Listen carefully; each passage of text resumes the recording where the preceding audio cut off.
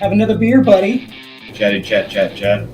I think that they probably said that being shorter is advantageous. Well, they need to teach me then. There you go. So we had to poke a little fun at him.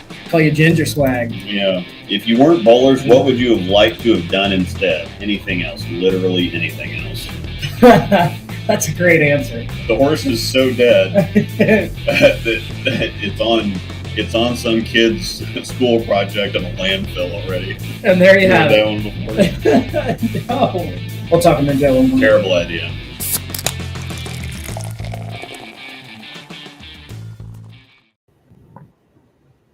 So, Yeet. what up? Yeet. Mm-hmm. Another Monday. Yep. I'm just excited because I was telling you before that I'm off that week of her birthday, and so I work a full week this week. Then I've got a short week next week for the 4th because I took off the 5th too.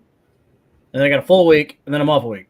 So, Yeah, I think I'm also going to take off the 5th. yeah, I mean, even if I go into the office, nothing's going to be going on. Yeah, nobody's going to be literally every state worker is going to be taking that day off, so that it'd just be absolute pain, suffering. I mean, easy money to do nothing, I guess. Yeah. Unfortunately for us, I work 4 9s and a 4. Yeah. But on holiday weeks, we have to go to 5 8s because everybody gets 8 hours for the day off, and I'm just not working 8 hours on a Friday after a holiday. That's just not. I did it last year. I went on the 5th to go. I worked on the 5th, and I was miserable the entire day. It was just awful. I'm never working another Wednesday before Thanksgiving either. I did that the first year that I went upstairs in the office, and nobody was there. It was wretched. And even my boss told me, it's like, I know that's not one of your work from home days, but going ahead and do it, which now it is a work from home day. So Right. I think I can probably live through that. But yes, July 5th is another great day for more beer and brew. More beer and brew. Absolutely. Yeah, that's a nice little 4-day weekend's what that's called. So. Yeah, I'm gonna parlay that into a 4-day weekend. That's why I figured, what the heck, I can get some stuff done around the house, and got a lot done yesterday. But man, there's so much more to do. Yeah. All right. I'm off for parental leave until 18th. Lucky you. I'm also not putting up with an infant either. So Yeah. been there, done that. Got the T-shirt. Yeah. Well, welcome to episode number 88 of the Breakdown Pair. Glad you guys that are here with us now have joined us. We'll talk some bowling here in just a minute here. Kind of letting people filter in here as usual. All right, James with the super chat. Mm-hmm. What is Han Solo's favorite type of dessert? A chocolate chip cookie. All right. Boo this man. Boo this man. Mm-hmm. Nico, what's up? Yeah, I think we can have a good little debate tonight on what we're going to discuss. We didn't really have any topics for the evening because there's not a ton going on in bowling, as you all know right now. Mm-hmm. The women's tour is kind of are they on a week or two break here or something, where they get started back up? Yeah, I think because they just had the U.S. Open. Yeah. So yeah. their season's almost over. Yeah, it just started. It's almost over. Yeah. So we don't have a ton to talk about, but I kind of figured at some point in time it's going to be more chat driven than anything because we actually have a good time when we do those. So I'm excited to talk about what we decided to do here on the title. So yeah, because we couldn't really come up with anything, and it kind of snuck up on us anyway. It's kind of like got to work today, and I'm like, oh, I thought about this yesterday, but it's like, oh, it's a show week. Yep. And I'm like, there's nothing going on in bowling. There's nothing to talk about.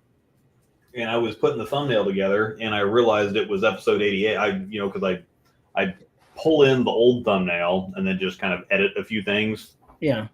So I don't have to build it fresh every single time. And so I saw the Back to the Future thing on the last one, and then this is episode 88, 88 miles an hour. And we talked last time about what bowling needs to change or update or do or whatever to get out of the funk and kind of get back to prominence, I suppose.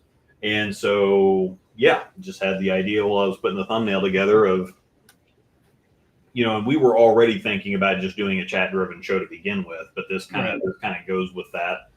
And so, yeah, what does everybody think that if you could go back in time, what would you change about bowling that would ultimately, of course, result in, a difference of what happened, what has happened, what is happening currently? Yep. Oh, no, Thomas, you're not here too late for the beverage choices. We actually have not said it yet. I'm drinking something I got for Father's Day. I'm not really exactly sure what it is. At least this, then I'll go to beer. Something reserve. The girls picked it out. I've never had it before.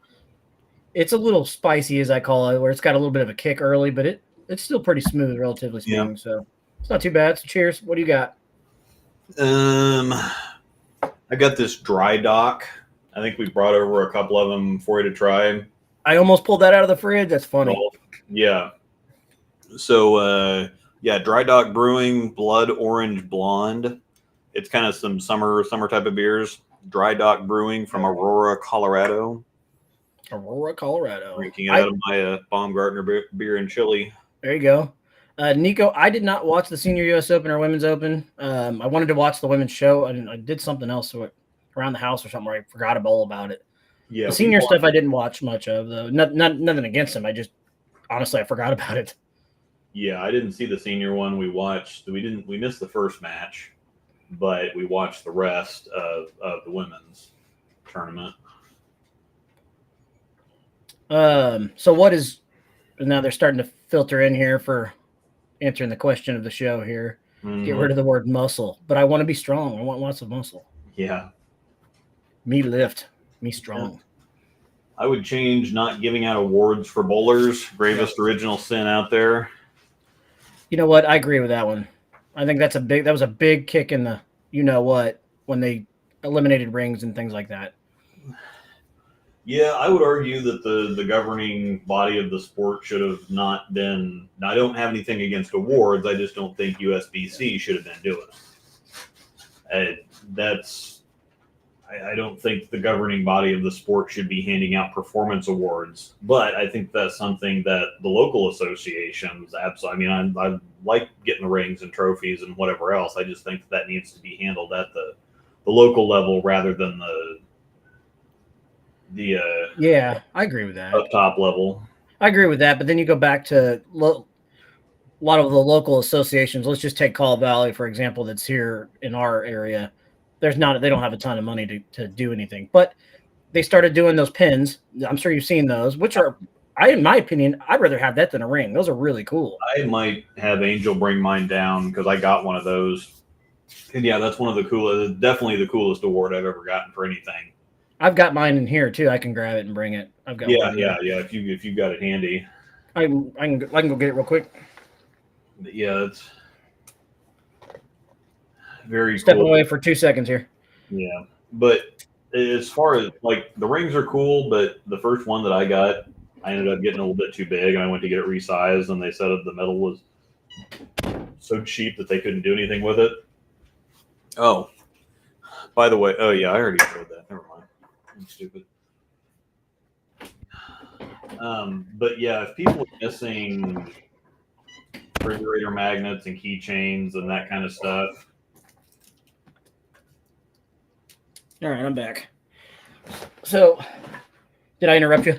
No, you're good. Okay, so here's what they are. Set of rings and stuff. The Call Valley Local Association gives away these, and it's heavy duty. Mm-hmm. It's got your name on it, and then just a wooden pin, and then you add the little placards to the sides of them.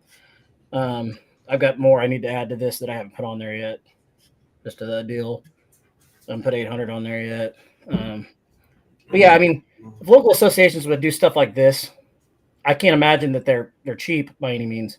No. But I know when you got yours, you were pretty stoked. Yeah, because it was my first lefty 300 too. So which makes that even better. Yeah. Yeah, that was kind of pretty cool all the way around. I've got a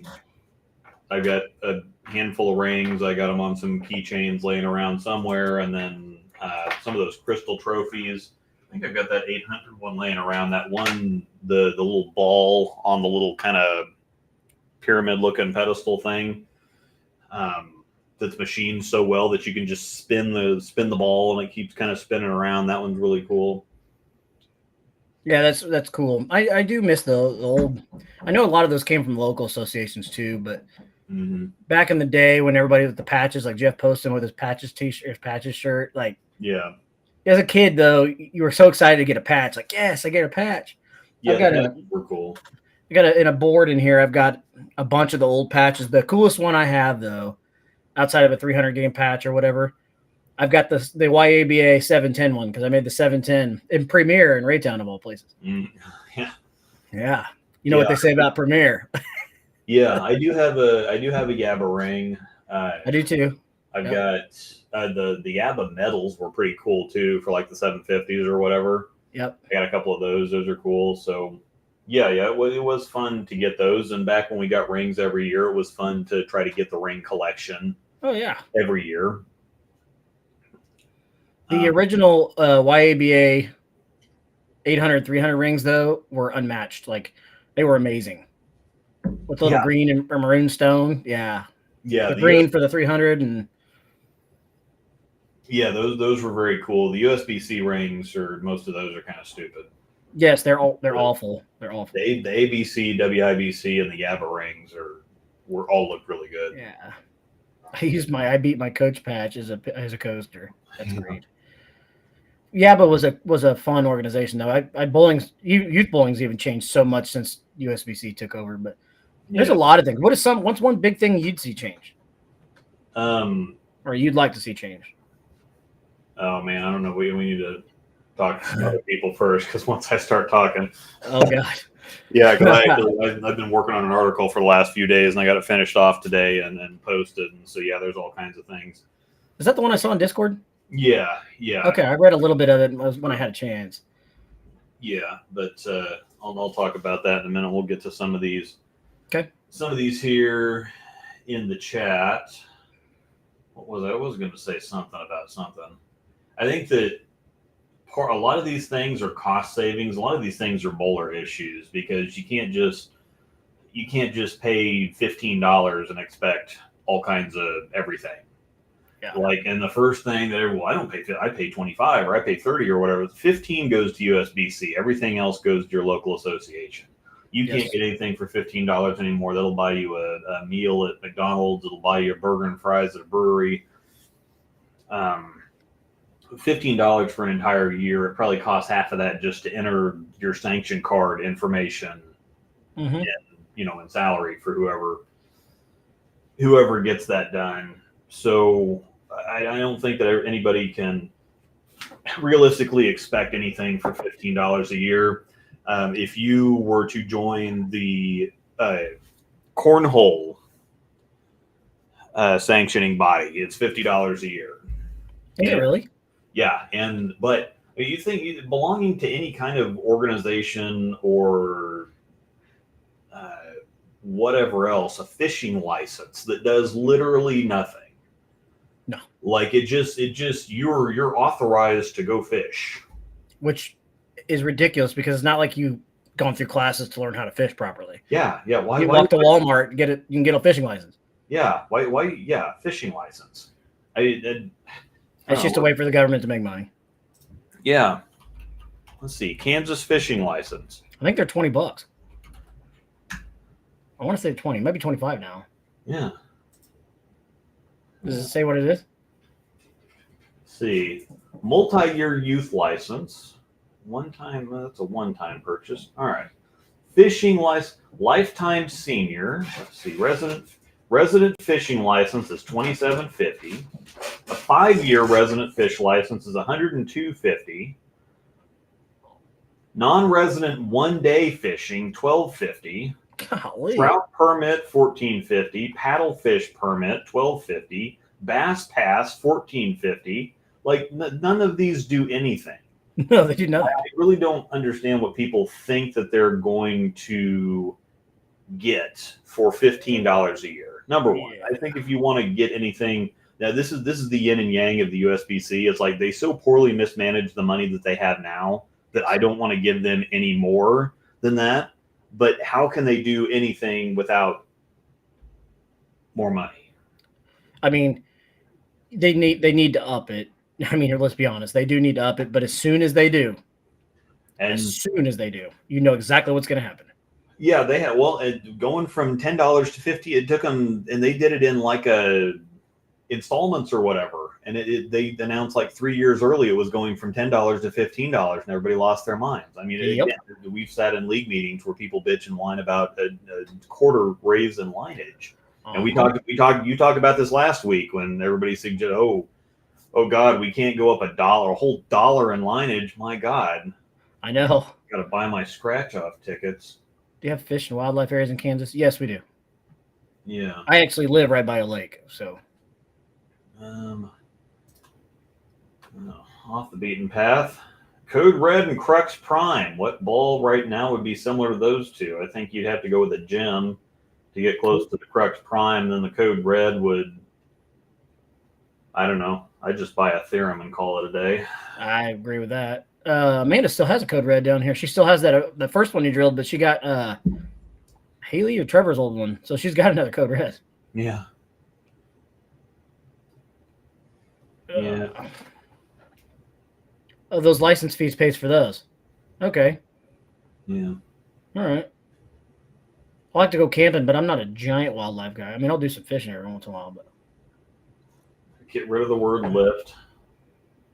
Get rid of the word muscle. A lot of people saying wish that Bolero didn't buy my bowling alley. Well, I mean, that is what it is. I'd start bowling two-handed. Yeah, there's that too.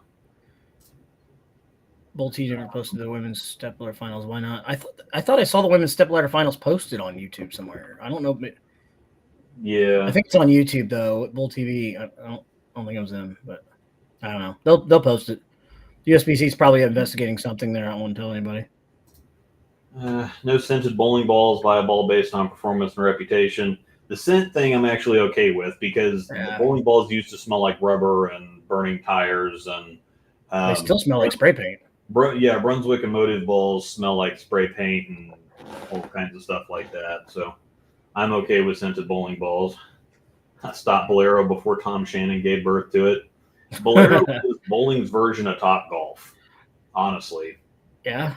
And if I was thinking about that the other day, and it's kind of like we go to Top Golf and have a wonderful time, but it's about as far away from actual, real competitive golf as you can get. And I'm sure Top Golf really pisses regular golfers off. Of course, it's not like they're having, like, Bolero tries to have league and Top Golf in the same thing. If they had Top Golf at the golf course and people are hooting and hollering and whooping and whatever and drinking right next to actual golf that's happening right next door, I have a feeling they'd be a little bit more pissed.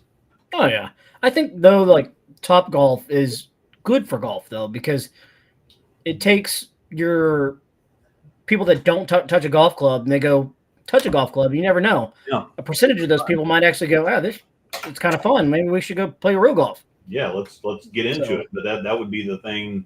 The argument for Bolero too is it gets more people in there bowling to begin with and showing, hey, bowling is actually fun. It's not this nonsense that people see on TV. But then of course people start actually bowling and they get in there and they piss off all the salty 170 career average chain smoking league bowlers. I don't chain smoke, but don't judge me. Yeah. Can't tell you the last time I averaged 170 though, but that's all right. Yeah. One of my first. I remember those were several $100s.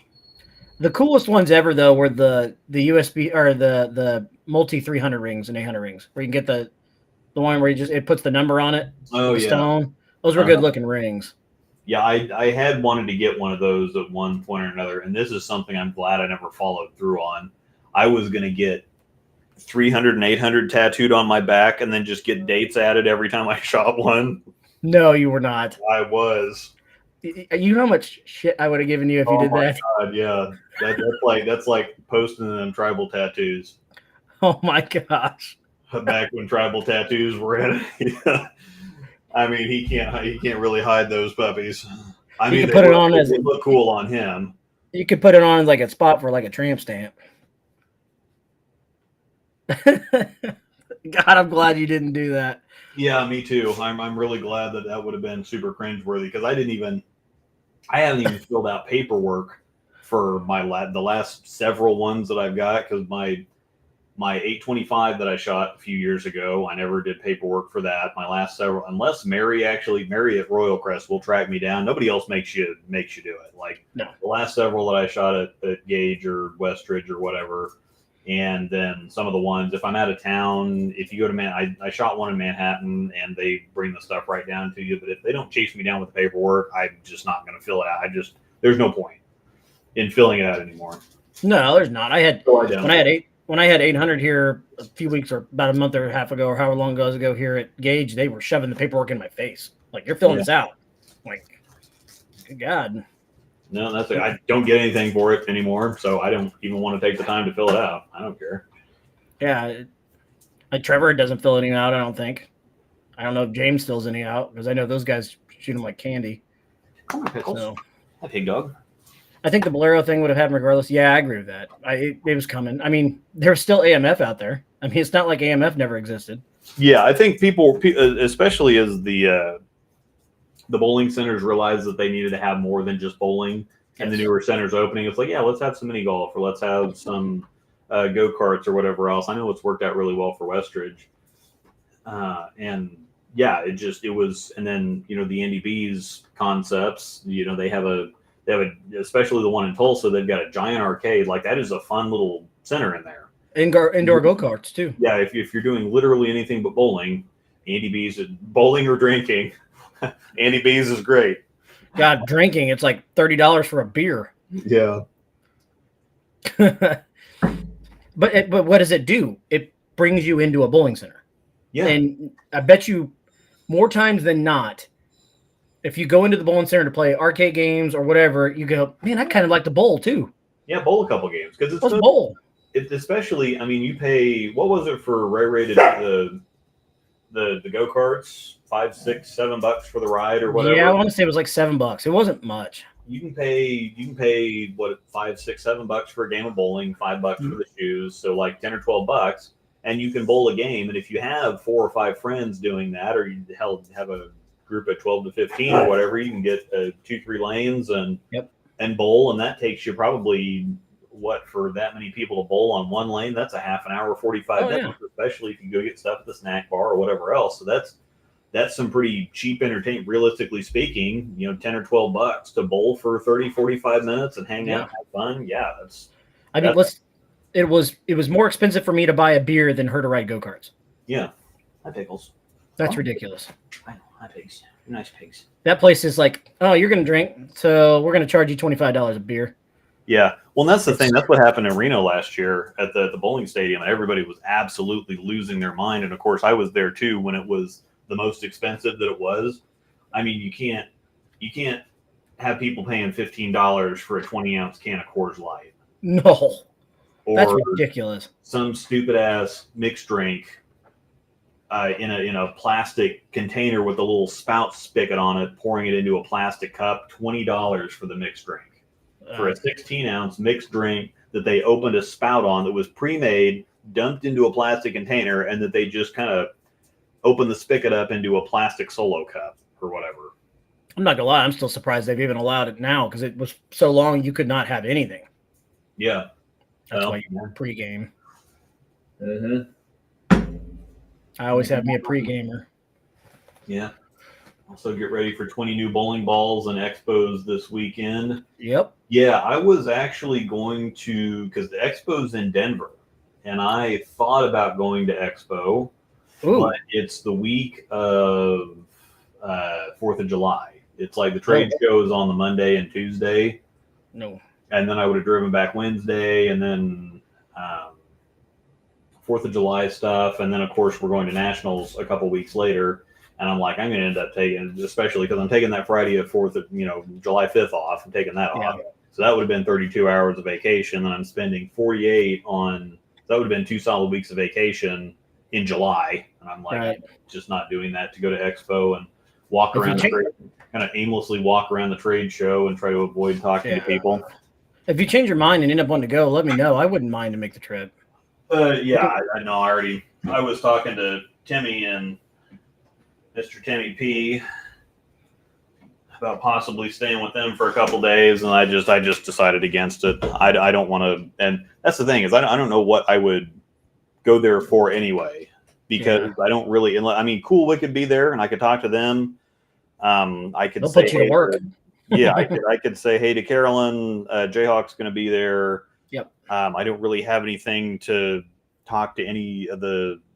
I mean, I might say hey to, of course, I don't know. Storm probably doesn't like me anymore, so it'd be a little awkward talking to them. And I could talk to the Brunswick people, but I don't really, they send me stuff and I make videos for it, and I don't need to prop myself up as some kind of industry. It would be cool to see Carolyn and talk to her for a little bit, though. Yeah, because she'll definitely be there. Oh yeah, she'll be there. There are some people. I'm sure Cliff Barnes would be there. There's be some people that Gerald, I'm sure, will be there. Oh yeah. It'd be a blast hanging out with our Cool guys, though. Pineapple. I think that'd be a lot of fun. I just missed them. Well, so when I went to Wichita for the players at the beginning of the year, the next day Coolwick showed up and was running a booth, and I missed Gerald and all. I was like so mad, but I got to see my buddy Brett Spengler though, so it made my day so much. Yeah, there's some people I'd like to talk to, but it was a little short notice. Thinking about it. No, I get it. Next year it's in Washington D.C., so that's an absolute no. We'll see what happens in 2026. But I don't know. I have really no reason to go there. And there's more people I wouldn't want to talk to, or that I want to avoid talking to, than I would actually want to talk to. So, curious, have you guys ever bowled in Pennsylvania? I have. When I was young, I was a teenager in youth, passing through bowling a tournament. You just bowled in Pennsylvania, didn't you?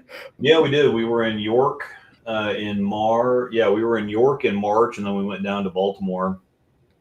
Yeah. Okay. I thought you just went to Pennsylvania. Max Bowl.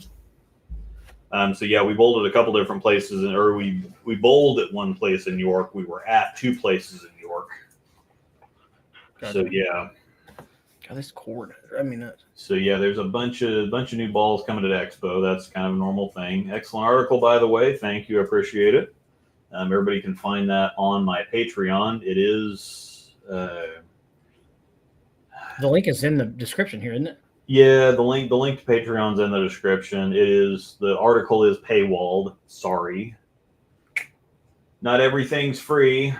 It'll cost you a whole $5 a month. So yeah, $15 a year. Yeah, $15 a year, but people. Of course, I don't know. I'd say the Discord is worth more than $15 a year. Oh yeah, I would think so. Oh, cool, Aaron. Our daughter lives in Williamsport, so we went up to see her, and then we had some friends get married in Gettysburg. Gettysburg's a really cool place. Yeah.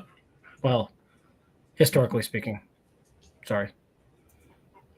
Aaron asked another good question here about technique. I don't know if you saw it, but yeah, we were kind of. If you're still scrolling through, and we can get to it, but no. Bowl TV never posted the Women's U.S. Open Stepladder Finals. Why not? Because it was on CBS Sports, and Bowl TV does not have the rights to that. So that's why Bowl TV, if it's on a TV station, Bowl TV will not post that. We're paying about $10 to $11 average in lineage on Chicago, and we pay about $25 to $32 in weekly fees. So yeah, the rest of that's going to be going to a prize fund, which I'd argue that if it's a competitive league, sure, but if it's a mixed league, nobody needs to be paying a prize fund to get back $90 at the end of the year. God, could you imagine if they raised it to $32 a week here? The up in arms people. Oh my! I don't even want to hear it. Yeah, well, and the funny thing is, it went pretty unanimously in Medlin. And I guess we did go to 30, right? We did go to 30, but I don't even pay attention to it because it's kind of like, well, that's the one league a week that's expensive, and just put whatever, and Angel pays for it all, and so it just goes in the envelope, and I don't really think about it. Now, I was kind of miffed at the payout. I thought that with the prize fund going up $5 a person, that was a little much. And the what? Look at her jersey too, by the way. Her league jersey. Yeah. That's another thing that I've been talking about a little bit lately. I didn't want to use it as a thing to kind of drive sales necessarily, but I use my. So whenever you guys use the code Rosedal 10 for and Rosedal 10 Haws 10 for Cool Wick codes, but I use my staff credit to comp jerseys for the youth league at Royal Crest every year, and that's the design that they picked this year. So whenever you guys use the codes, you are sponsoring jerseys for the youth bowlers at Royal Crest. And I hadn't really said much because I didn't want to kind of use that to tug at people's heartstrings to encourage you to go buy stuff. But at the same time, this is also whenever you use that code, I do want to let you know this is where it's going. This is what you're contributing to. I've been on staff for 3 years, and I think I might have 20 jerseys. I've got a couple hoodies, I've got a couple t-shirts, and I have like 15, 20 jerseys. And so I don't have like 100 jerseys in my closet or whatever else. We give away a lot of stuff in the Discord. We give away a lot of stuff to people, and the youth leagues get jerseys, or the youth kids get jerseys. So whenever you use the codes, that's where a lot of it's going. So, sorry, I'm laughing at her. Codes, yeah. Wait, what are you doing? You playing rock paper scissors over there, or what? I don't know what she's doing. That was actually perfect timing for her to come down in her Royal Crest jersey too. Yeah, so you're all like, sweet. Your hair's going everywhere, sweetie. She was been outside. Yeah. No, she was so super excited when she got this too because of her she gets to be like daddy now. So where it represent the brand. Yep. All right, let's do a show for a little bit. Okay. Love it. Bye. Bye. Gotta go back to painting. Okay, go paint. Yeah, USBC is not going to increase dues for another 4 to 5 years. And this is the thing. I don't blame people that are like, I don't even know what I'm getting for my $15. Now, I think that having rules and just tracking people's averages so that when you go to a tournament, if people can look up your averages and at least have that database. I think $15 a year, it doesn't get you a whole lot, but just even if that's all we get, that's worth $15 freaking dollars. Like most people could have a 20 fall out of their pockets, and I'd bend over to pick it up. But at the same time, I'm not really worried about $20. No, I mean that's $20 that's going to change your life. You've got bigger problems than worrying about bowling. You probably should be bowling. Yes. Mm-hmm. I tend to agree with that. Yeah, so that's one I can't really argue or debate with people on that one that are unhappy about. Yeah, $15 barely gets you a combo meal. That's one of those. I can't really blame people for being upset at what they're getting right now, but again, it's $15. If we were giving them $50 a year and getting what we're getting right now, that's a different story. And $50 isn't even really a whole lot for an entire year. But yeah. I think like we said earlier, I think it comes back on the local associations more. Requiring them to step their game up a little bit, so to speak. Just because, people are obviously upset because they're not getting their rings anymore. They're not getting their patches anymore. Like I showed the example of the pen. Yeah. That's Call Valley's response to rewards or an award, which they don't have to do. I mean, it costs them more money probably than it is to do anything with it. So. I think I remember still being on the board when they were doing that. And I think that they got a gross, so they got like 100, 150 or something. They were $90 a piece, I think is what the price of those were, or price of those was. And the local dues are $10 in Topeka last time I knew. Yeah, they're still $10. So yeah, the sanction card at Topeka is $25. 10 goes to local. And each one of those trophies is $90. It's probably more like 100, 110 right now. And they didn't realize I think that we had some extra money that they needed, that they wanted to do something with, because the money comes in, but they don't pay. I think they pay the secretary, because Kirby used to get something. They pay the secretary because they're not technically on the board. They're somebody that the board employs, but everybody else, the president, everybody else is volunteers. And so that the money just goes to pay for like flyers and entry blanks for the city tournament and stationery and just general expenses more than anything. But they don't blow the money. And so that's kind of when they get a chance to do something extra for it, extra with it, they generally do pretty good things with it. I agree. But yeah, that was pretty cool. I mean, not a lot of local associations do that, so hats off to them on that because it's that's that's very a neat. It's heavy when I tell you it's legit. Another thing our local association does is they have a banquet every year, and I know kudos and shout out to Angel because I believe Angel was a big part of creating that banquet, wasn't she? Yeah. So. Yep, she was the one that came up with the idea and got it going. But then Paul Baumgartner got involved too, and he helped her push it. Yeah. But most of it was her idea and her thing and her initiative, and she got it going. Did most of the planning and stuff, but it did help. Paul getting behind it. And I went to last year's banquet, and they actually had. You'd be surprised. They had a lot of pictures of Angel on the board. Screen that they just showed different pictures. Because we were there doing a whole lot of stuff the first couple of years. And and just having something, and it does, it costs for the banquet or whatever, but it's the places that they've gone Prairie Band, it's like $30 or $35 a head is what they charge. And so most of the time what they charge to get into the banquet is still losing money on their end. Because I remember the first year or two, it was like $25 to get in, but they were charging like $27 or $28 a head. The first year we did it at the Ramada, I'm pretty sure, and then the next year we did it. Next couple of years we're at Prairie Band, and I think is that still where it's at? Yep, still at Prairie Band. Ramada's. I just like the Ramada because it's close, it's local in town instead of having to drive 25 minutes out that way. But I also it holds a safe spot or like a soft spot in my heart because that's where my wedding reception was. So. Yeah. Okay. At that Ramada. Yeah. There's been a lot of stuff at that Ramada. We give Buller a year of the way every year, but it always goes to the same person. So that award everybody bowls for second. So. Yeah. Trevor Baumgartner. As I say, no, I'm not that guy. So damn lefties. I only bowl one league in Topeka, and I bowl in Lawrence. See, that's the other thing too. Is like, for example, our association in Lawrence. Greater Douglas County, we don't do anything. Greater Douglas doesn't really do anything. No, other than the city tournament. Yeah, they have a city tournament, and that's kind of it. But I don't know. I don't know what else they do on anything else, but anyways, we can get back into the chat. Sorry, kind of went down rabbit trails there. What are you talking about?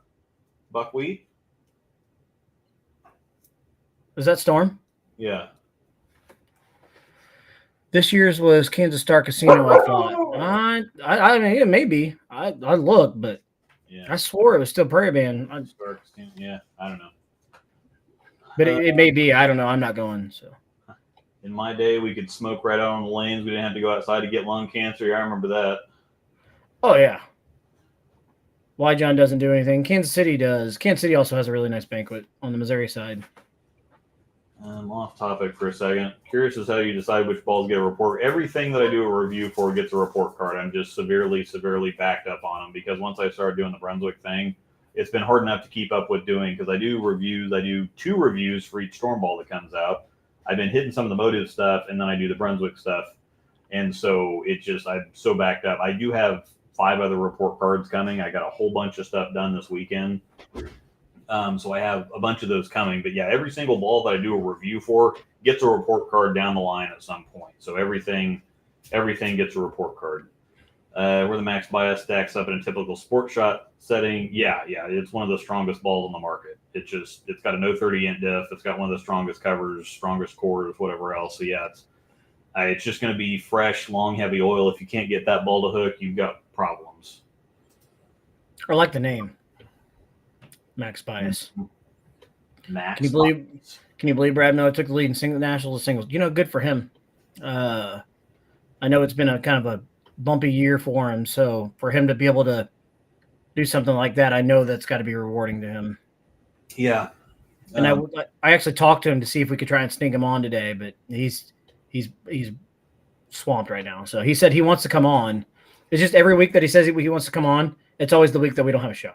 Yeah. So But we'll get him. We promise. I'll keep working on him, and we'll get him on here, and we won't take him up all 2 hours, but we'll get him on here. Yeah, and even if it has to be a special show or something, just to even if we have to do an additional one to get him on or mix up the schedule to get him on, we'll figure something out there. We still got to get Rhino on at some point too.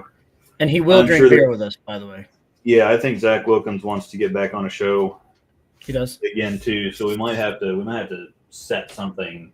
I have to set something like that up. Just start talking to a whole bunch of pros again, and just actually get people booked. And yeah, I'm bowling with Zach in 2 weeks, so he's on my team for the Fiesta. Okay. Fiesta. Yep. Yes, Boy, sir. He's shooting all kinds of numbers. He shot 1,100 on a summer league the other day. He shot 2 300s, and he used a different ball every game. So, and then he shot 300 again with some other new ball that he just drilled last week. So, yeah. Now that Paul mentioned that there at the top of the chat, shout out to all of our guys that have been putting up numbers at the Open. A lot of our Kansas City area and Midwest area guys are really, really putting the hammer down. Yeah, even though Dan All isn't here anymore, he's in Illinois now. But Dan All went to KU and he lived here for several years. The lefty that shot 300. Yeah. Then he bowled in the draft league for years. Yeah, Ryan Burks that just shot 300. He's in the area. He runs a pro shop in St. Charles, not St. Joe. St. Joe. Yep. Berkey Turkey's pro shop. Brandon Bonta, not Beyond. There's two. Bonta and Biondo for some reason. I think Biondo did well this year at Nationals too. Didn't he shoot something? I didn't see anything from Biondo. Bonta had what, 835 in doubles? Bonta had a big number. But I think Biondo did something too. He might have. I don't know. They're just popping every day. You get on Facebook and USBC's posting another 300 or 800. Yeah.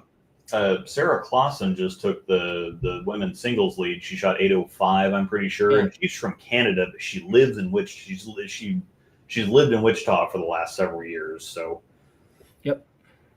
But yeah, so good for her on that. I mean, she's going to probably win. Yeah, there was another buddy of Brian Horns. I can't remember what his name was.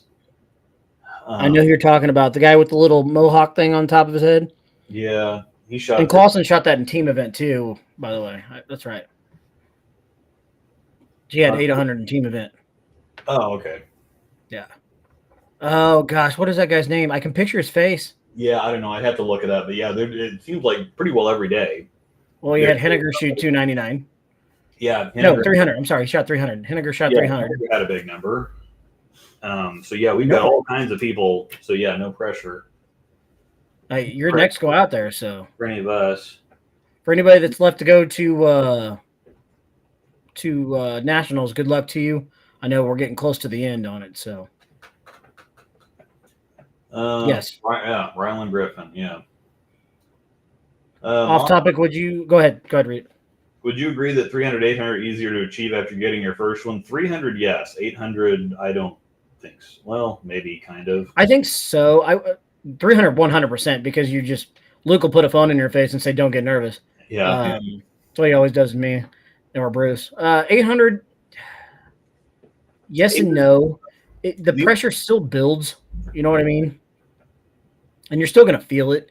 Like even 300, you're still going to get nervous, even just a little. But after you have a few of them, you just kind of like, here we go. Maybe I'm going to shoot a big game here. Yeah, you can at least once you get a few under your belt, you still want to shoot them, but it's a different kind of feeling. You can still focus on the shots because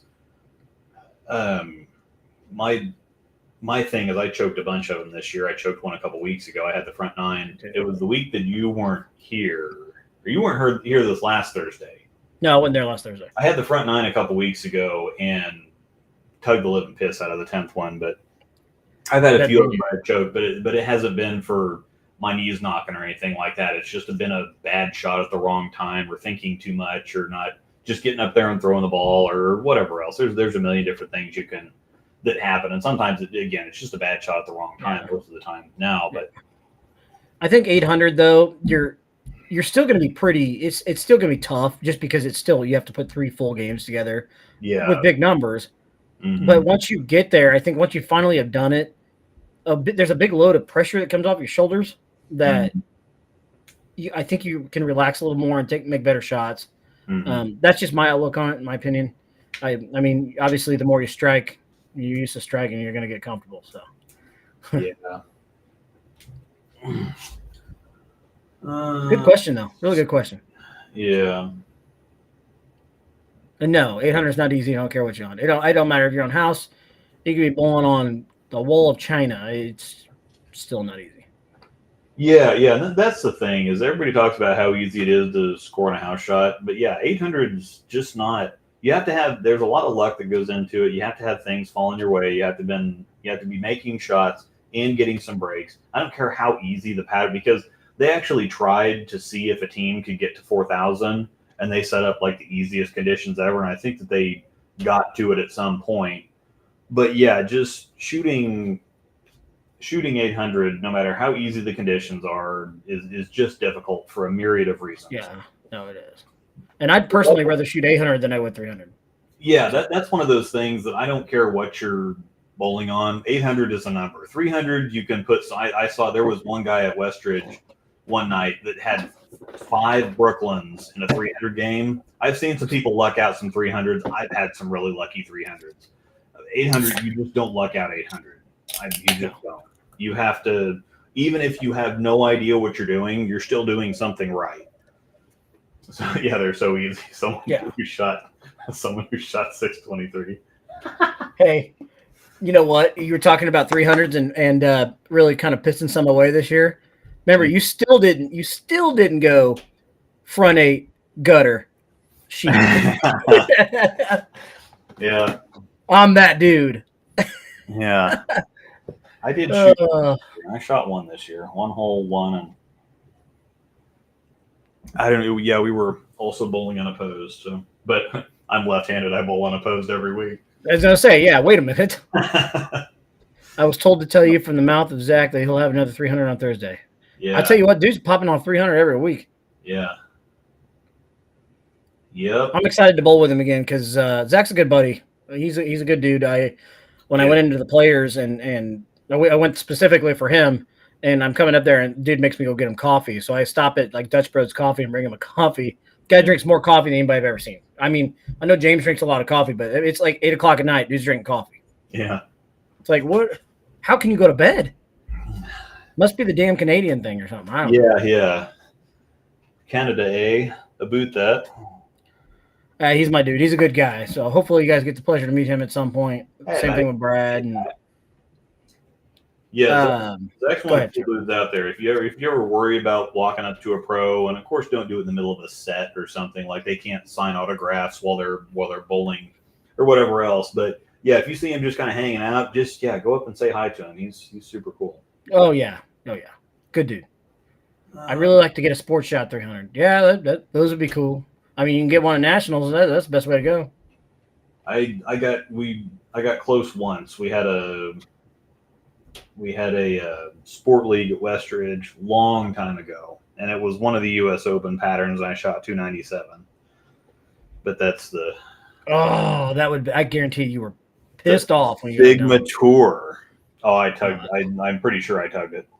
But you would have. I guarantee you wanted to kick yourself in the nuts after that one. Yeah, but I shot 720 on the U.S. Open pattern, so I'm okay with that. I had the front 9 at nationals one year too. Shot 720 in singles, and that was cool. Discord's definitely worth more than $15 a year. So all kinds of stuff we can't even tell you about. Top secret stuff that you got to join just to figure out. I'd really like to get a sports shot 300. I have a PBA 300. Did you know that? No, I did not know that. That's freaking sweet. I have one, yes. And I have a PBA ring. If it wasn't so far upstairs, that's very cool. I go grab it. Mm-hmm. And I got $100 for doing it. Mm. It was a $100 bonus. It was in a regional. Even better. Scott Air Force Base, Illinois. Yeah. Stars and Strikes Open. I don't remember the year. 2009, 8, 7, something like that. I don't remember. Yeah. Not long after I got left adult or left youth. So. Mm-hmm. Yep. I'll never do it again. But yep, Yeah. Hey, all it takes is once, man. true, It got the ring and the $100 bonus. true. And can you guess the ball? Ooh, Superpower? no, that was my first 300. Okay. Let me see. What was that in 2007? Prodigy? That's after that. Prodigy's was after that. Yeah. That was like 2010, 2011. Man, I wasn't throwing a storm in 2007, so I don't know. It was a little bit older. It was X Factor Ace, I believe is what it was. Actually, X Factor Ace. Yeah, I did. No, I'm sorry. It was the Domination. I'm totally wrong. Domination. Storm Domination. The X Factor Ace was really, really good, though. Yeah. You need to wear this Anything in the X Factor. green, Ric Flair style. So we went to the Jayhawk, the Round Ball Classic a couple weekends ago to win again for Smallwood. Mm-hmm. We won the last 4 years. Well, I've just been involved in this. That's something very interesting that I guess I need to talk about here. But we got to bowl with our celebrity was Sharon Collins. So we got to, not that you care, but we got to bowl with Sharon Collins. He was really cool. Jamari McDowell, I think. He was a freshman last year. He was really cool. And then I won a prize to get a full 3D 8-inch tall figurine of myself. For what? So our team won they have a really nice trophy that's behind the desk. Yeah. You get your team name on, and Mike Smallwood pays for the sponsors a team every year. The Round Ball Classic raises money. They raised $400,000 this year between the basketball tournament, the bowling thing, and whatever else. And you get your name on this really nice trophy for winning the charity event. And I had the high score on the team, and so the prize for that was there's 96 cameras in this little camper, and it takes pictures. It takes a bunch of pictures, and it composites a 3D image, and then it prints an 8-inch tall figurine. And so I was the high bowler on the team, and then Zeke Mayo from KU was the high celebrity bowler. And so we went back there and got our figurines here, and I'll have that in another couple weeks to show off. Not that I ever wanted or needed an 8-inch figurine of myself. But I'll have it to show off. It could be fun. Could be interesting. I must have just missed you too, because Probably Raylan bowls on Saturday mornings at Royal Crest. Yeah. And they were all coming in and loading up. And I kept getting asked, "Oh, you been bowling the Round Ball Classic? And what do you think, guys?" I was like, I can't say it on this show what I said, but I said, bleep no. Yeah. So, KU. It's fantastic what they do for the kids. It really is, but I'm not a KU guy. MIZ, baby. Grady Dick was there. Udoka Azubuike was there. Yeah, I saw that. Grady Dick and his face. Yeah.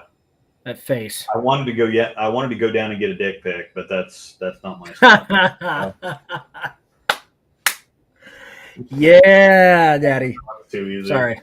Anyway, the ring triggered my ADD. Brian Haney was there. He's the voice of the whatever. He had his championship ring on, and yeah, it was freaking massive. Gross. Yeah. What the heck is a Frank's Red Hot drink?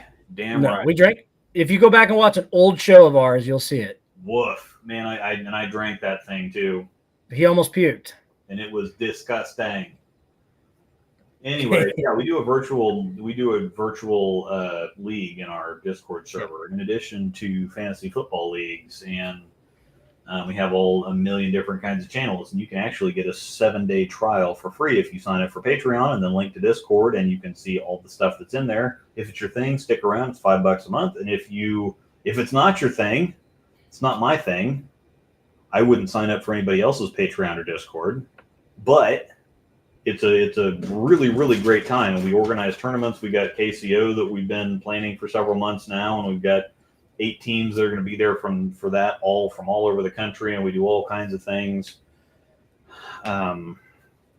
for that whole tournament weekend here in KC. You can hang out and meet the dogs and see the set and go to my brother's brewery, Jack Stack, Bowl tournament, all kinds of amazing things.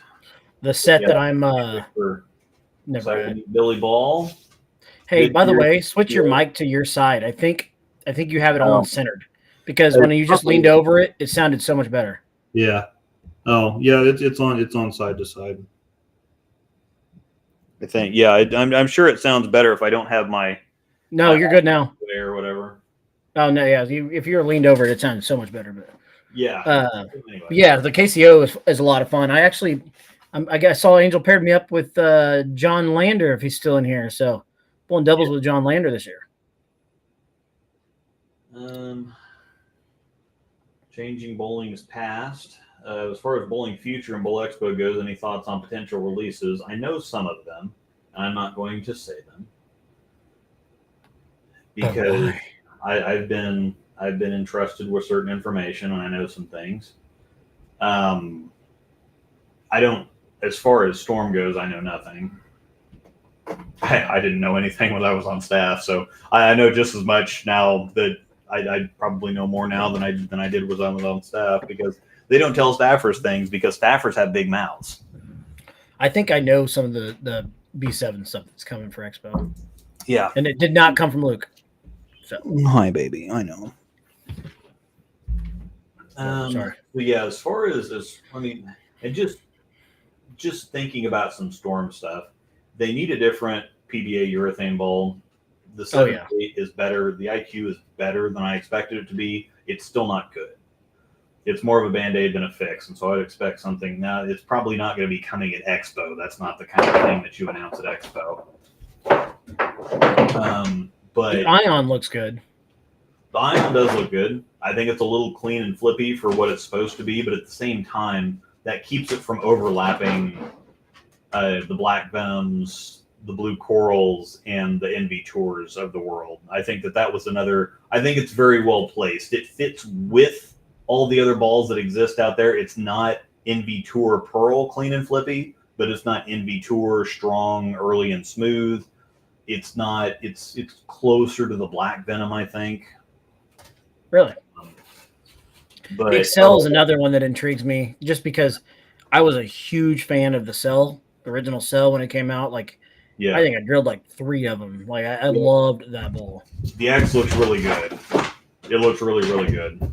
It's been tempting to not pull holes in one. Yeah, it looks really good. Yeah, you think there'll be a new Zen? Yeah, the Zen Reloaded, I'm pretty sure is one that's coming. Are they just remaking the Zen itself? Say what? Are they just remaking the original Zen? I have no idea. They're probably just. I don't think so, but nobody's cared about any Zen since the original Zen, because they did the Zen Master, the Zen Soul, the Zen Gold Label, and nobody cared about any of those. They went crazy for the Zen, but anything after that's kind of like, whatever. The original Zen. I'm sorry, I know you guys weren't big fans of it. Man, that thing was so damn good. Yeah, I couldn't stand it. It was every Zen ever has been bad for me, except. The first one that I drilled, I filmed for it, and it was amazing during filming, and I told everybody how great it was, and then it was a boat anchor after that. And every other, I drilled another one. I drilled 2 Zen Masters. I just avoided the Soul. The Gold Label, I did like the Gold Label, but the cover didn't last very long. But there is an AI IQ coming as well, because if you go search... If you go onto Storm's website and you search for AI core, a centripetal C3 AI core place marker is there. So there's a AI IQ coming at some point. I think I'm going to drill another IQ tour as well. So, yep, it's hard to go wrong with those. I love the one I had before. Oh, well, yes. Our mixed league is $27 a week. No one leaves the end of. How are you only getting paid out $90? Because our mixed league is $14 a week. How much is ours? The draft league? Or no, draft league's $30, and I got $675 back. Yeah, but how much is lineage in that? Do you remember? $12, something $12.50, something like that. Yeah, if you're paying $27 a week, yes, you're going to get back several $100s in prize fund. The problem is that the vast majority of people would be better off just not putting that into a prize fund and like saving that. Yeah. Because if you're just think about your lineage is probably $10 to $12 a week. So let's just say you put $15 a week into the prize fund over 30 with that's your $450 right there. Yeah. So yep. $15, 30 weeks, 150 every 10 weeks. That's $450. So yeah, you put in a bunch of extra money just to get back the same amount of money at the end of the year. It doesn't make any sense. If they would make bowling cheaper, more people would do it. Yeah, I'd love to see the prize fund payout from the draft league. It was a little it's very singles heavy, it seems like, because I think James walked out with like $1,200 or $1,300. Now he averaged 240, but there's an awful lot of. But at the same time, it makes it nice that if you get on a bad team and you still have a good personal year, I think that they kind of like half split it up. So like half of it goes to individuals, or a third of it goes to individual stuff, and the other 2/3 goes to teams. So because the rest of us on the team got 675-ish back for finishing. We finished first, and I think we finished first total, but we finished first in the first half and like 8th in the second half or something like that. We got second and second. Yeah, we got almost $700 a piece from the team stuff, and then James got like an extra $500 or $600, or 600, almost probably 600, 700 from individual stuff. I think we just got shy of 800. I think we were like 745 or 750 or something like that. Mm-hmm. I mean, you guys won that first half, but we clipped you by what, 4 spots in the second half? You guys were more consistent from half to half. So I still can't believe we did not find a way to win one of those halves. Can you? Yeah, you guys got awful close on both of them. Yeah. So frustrating. Yeah. So I do like that if you get stuck on a bad team and you still perform well individually, you can still walk out of there with a big chunk of change. But at the same time, if you bowl on a good team the entire year, considering that we raised everything to we're paying $30 a week, and I was a little underwhelmed by the payout, but I didn't really bowl that great personally. I mean, I'm going to be a captain next year, but I didn't really do much as far as individual points or percentage points. I didn't have an honor score or anything that got me any individual anything. So yeah. Melissa always tells me if the team starts bowling bad, just bowl for yourself. Absolutely. I mean, you've always got something you can gain. Convert Dick Weber to two-handed, so all the bitching would be over and done with by now. That's pretty good. You barely get you a combo meal. I did see this one when it popped up. Chad Murphy gets $400,000 a year, so there is that. Yeah, he's an asshat. Yeah, I do have a problem with Chad Murphy making $400,000 a year. Suspend the USBC. I can take a break from bowling. Yeah. Brad Miller. Never heard of her. Yeah, why can't bowling be like NASCAR, ever using the same ball, same pattern? And I kind of touched on that in the article.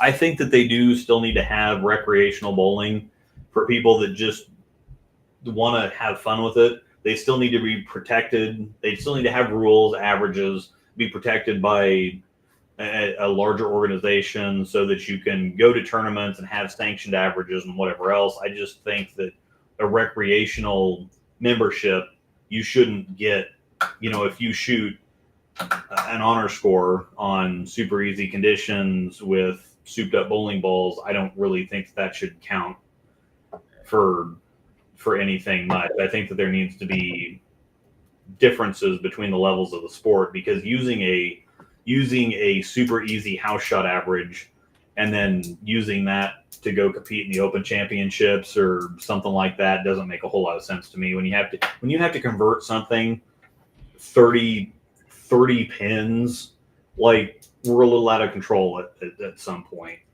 I think they need to have a little bit of separation between like the recreational side of things and the competitive side of things. And, again, I think that we just need to go back to weak, hard urethane balls and plastic balls. And there's all kinds of things that this would solve if we just got rid of the 30 mil patterns and the reactive balls. As far as the competitive side of things goes, I know that kind of puts us back to the Stone Ages, and there's a lot of people that are going to say boomer this and boomer that, but it solves a lot of problems. Your bowling company's not going to make any money that way, though.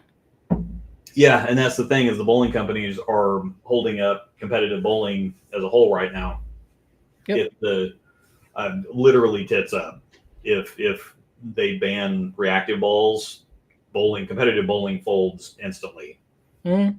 But if you go back to weaker plastic and urethane balls that don't flare, 12 to 15 mil patterns, then all of a sudden rev rates don't keep going up. You don't keep having giant flaring balls with 500 grit surfaces tearing up lane patterns.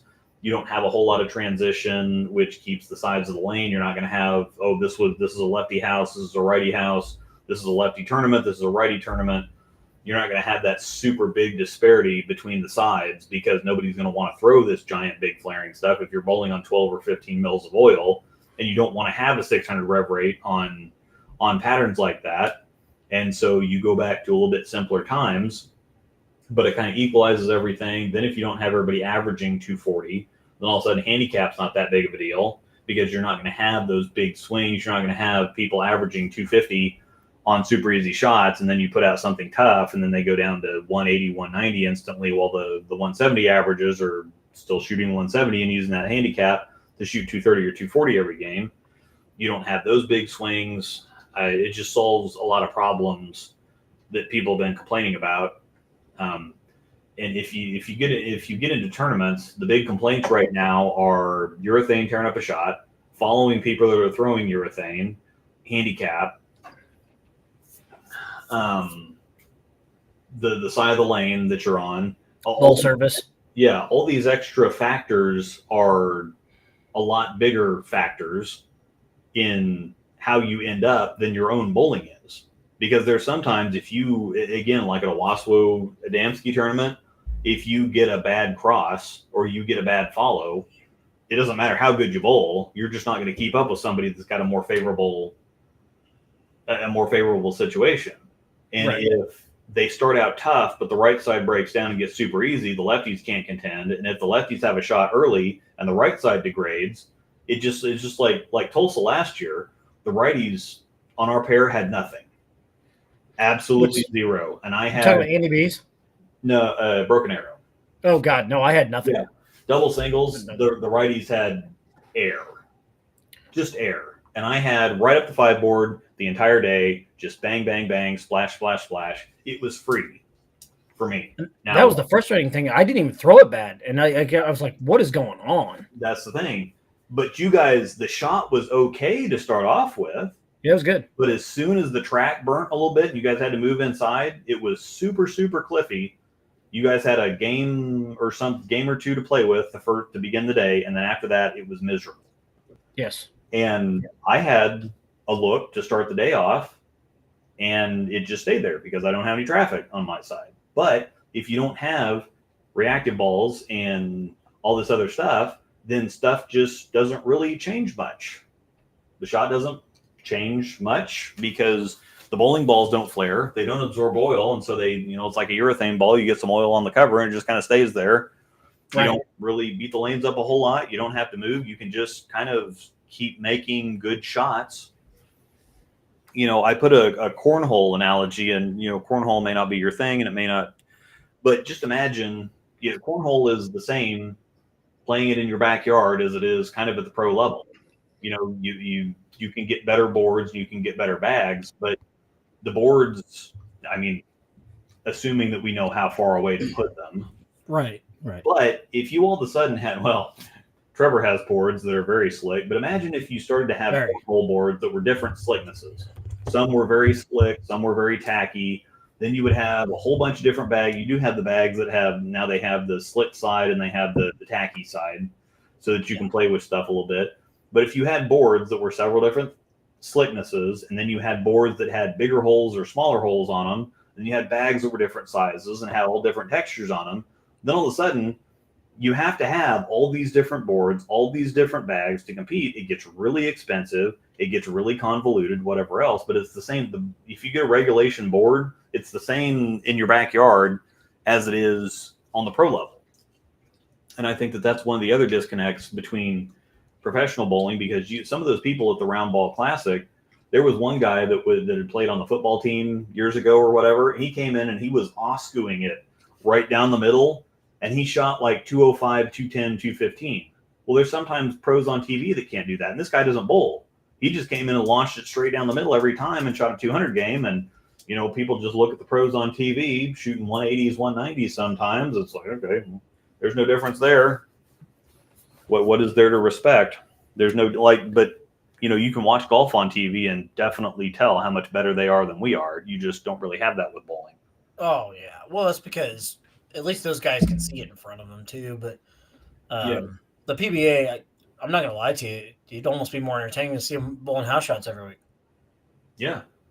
I would definitely agree with that, because there needs to be a difference between the pros and the amateurs. And because it's been made so easy at the amateur or the recreational level, you just don't see that difference, because you have recreational bowlers that average 230, 240, 240 plus in some cases, and you can't see that difference between. And everybody thinks it's like ball reps and ball contracts. That's the only difference between me. That's why I'm not on tour. I don't have the reps and I don't have the ball contracts.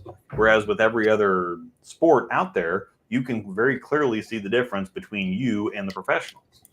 Yeah, I mean, anybody that knows anything about bowling, like really knows anything about bowling. Sorry, I'm pouring a beer as I'm doing this. Yeah, you have to know bowling though. It's just as comparable. Like, if you just watch the tour guys, you can see they're just as good as the PGA guys. You know what I mean? Like, just look at mechanics, look at footwork, look at everything. Like, people are just so frustrating. They really are. Yeah. Because anybody that gets on there and literally can go, oh, they just shot 190 on TV. Like, are you? Never mind. I won't say what I was going to say, but yeah, you know where I'm going with that. Mm-hmm. So. But yes, you are 100% right. It is, if you watch a golf tournament, it is 100% easy to go, yeah, these guys are freaking good. You know what I mean? Yeah. And that's part of what I put in the article, is that I'm technically a scratch bowler with each hand, but I have no business. I don't even have any business being at some of the Dave and Mike tournaments, depending on who shows up, let alone a regional, let alone anything beyond that, because I was a little less of a wall baby right-handed. I'm a complete wall baby left-handed. I'm now I still averaged almost 200 left-handed at nationals, but that's not going to compete with anybody. And that's the thing, is that people have a scratch average, or they're scratch bowlers in their regular league, and they think, well, if I just had some ball reps and a ball contract, I could be out there on tour too. No, you couldn't. And there's a lot of people that don't have the experience. They don't bowl with the Brad Millers and the Zach Wilkins and the Packies and the whoever else shows up to the Dave and Mike tournaments to actually see it in person and to bowl against it. It's very different just watching it versus actually bowling it. No, that's fair. That's very true. I mean, we are lucky to be able to be around it. It is nice, because it helps in a lot of ways. Just watching them play, just learning to bounce ideas off of what they do, seeing it with your eyes physically, and they can do some things, man. I'll tell you what. And they think about things completely differently too. And sometimes it's not like I can see the same. I can see a lot of the things that they see, but they have a different perspective on it than I do, because they're thinking about it completely differently than I am. And so just getting that professional competitive perspective, even if you have the information, sometimes you just don't look at it the right way. And so just the different spin that they put on it, or the different way that they think about it, the different way that they have to think about it, is just miles and miles beyond what people realize or think that it is. So yeah, no, I agree with that. Don't you mean to put words in your mouth, but are you suggesting USBC bring back ABC-like patterns, no more the house shot for certified USBC? I think that the compromise would be, I think reactive balls need to go to get because what is going to happen is competitive bowling is just going to die, period. It's going to take longer to do it, but you cannot have something this confusing and expensive at the same time succeed or have any kind of longevity in today's day and age. It's just not going to happen. So as the companies continue to crank out releases, USBC is putting out numbers now that they're happy about. Well, it's like, oh, we're still losing members every year, but we're losing less after COVID than we thought we would. So it's like, okay, well, that's a good thing. Now we're still losing people. We're just not losing as many as we projected. So that's a good thing apparently now. But the bowling companies are pumping out stuff faster and faster. The scoring pace thing, I mean, I care about it because it does, people do need to see a numerical difference between themselves and the pros, which doesn't really exist right now. If you get rid of reactive balls and house shots, you kind of go back to that separation because the pros are still going to average 220 or 230 because they did that 50, 60 years ago. They're still going to put up big numbers, but everybody else is not going to put up numbers like that as well. But bowling remains as long as reactive balls and $50,000 lane machines and all these different lane conditions and whatever else, as long as those are still in play, bowling is going to be complicated and it's going to be expensive. And the amount of money that you have to spend, like if I wanted to get good at cornhole, we paid, I don't know, a good set of boards. I was actually looking this up because the parallels are kind of interesting. I was looking this up the other day. A nice set of boards is $200. A nice set of bags ranges anywhere from $50 to $150. So you can get set up with a professional cornhole setup for a few $100s. And then all it is practice. You can buy your own stuff. You can walk off the distances. You can kind of set up something yourself. You can bowl in, or you can play in leagues. You can whatever else. And viewership for that actually has gone through the roof. Yeah, it has. By the way, viewership is actually big. They actually had a professional cornhole tournament here in Topeka last year. Yeah, because one of my viewers, his daughter is a professional cornhole player. Really? And some of the pros make a fairly good salary, $40,000, $50,000, $60,000 a year. The top 10 of cornhole does not make what the top 10 of bowling does, but the viewership numbers, they actually have a 24/7 cornhole channel. Where's that? Cornhole 24/7. You'd have to look it up and it's on a website somewhere. But so they have on TV, right? It's not on regular TV. But they have a 24/7 cornhole channel. Interesting. Okay. Good to know. But something like bowling that is just so complicated and so expensive. I mean, people still think that urethane causes carry down.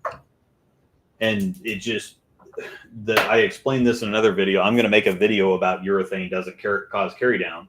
But back when reactive balls came out, urethane balls specifically didn't flare. They didn't have these bigger cores inside of urethane balls. No. Urethane balls had weaker cores. And so the urethane balls caused carry down because they only had non-flaring urethane balls.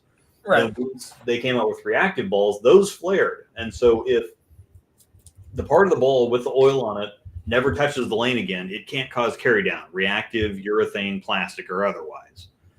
And so it's lack of flare that causes carry down, not urethane. But urethane didn't flare back in the day. And so when they said urethane didn't flare, they didn't mean that the cover itself actually caused carry down. They just, urethane balls and plastic balls caused carry down.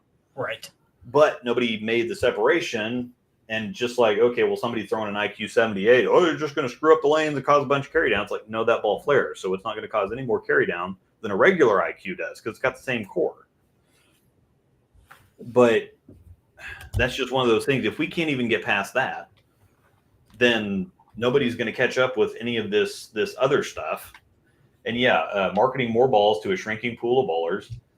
At some point, with inflation and whatever else, people are going to run out of time, run out of patience. Not only do you have to spend not only is bowling expensive to practice now, you walk in with $1,000 worth of bowling balls.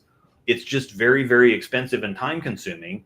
And that's where the difference does kind of come in with having a ball contract. It makes it significantly cheaper to compete at higher levels. And so it may not be the proficiency of people. It may be just a cost thing alone. It's like, I just literally cannot afford to get good at this sport. And there's just nothing else out there like that. You can get good at football without paying $1 million. You can get good at basketball. You can get good at baseball, pool, darts. To get good at bowling is one of those almost like Olympic level things where it's just like, I'm not going to get good at, there's just no places to go learn how to curl around here. I'm not going to get good at curling. I'm not going to get good at skiing for peanuts, but I can practice. I can spend a couple $100 and become a professional cornhole player for that couple $100 because all I have to do is put in the time and the work.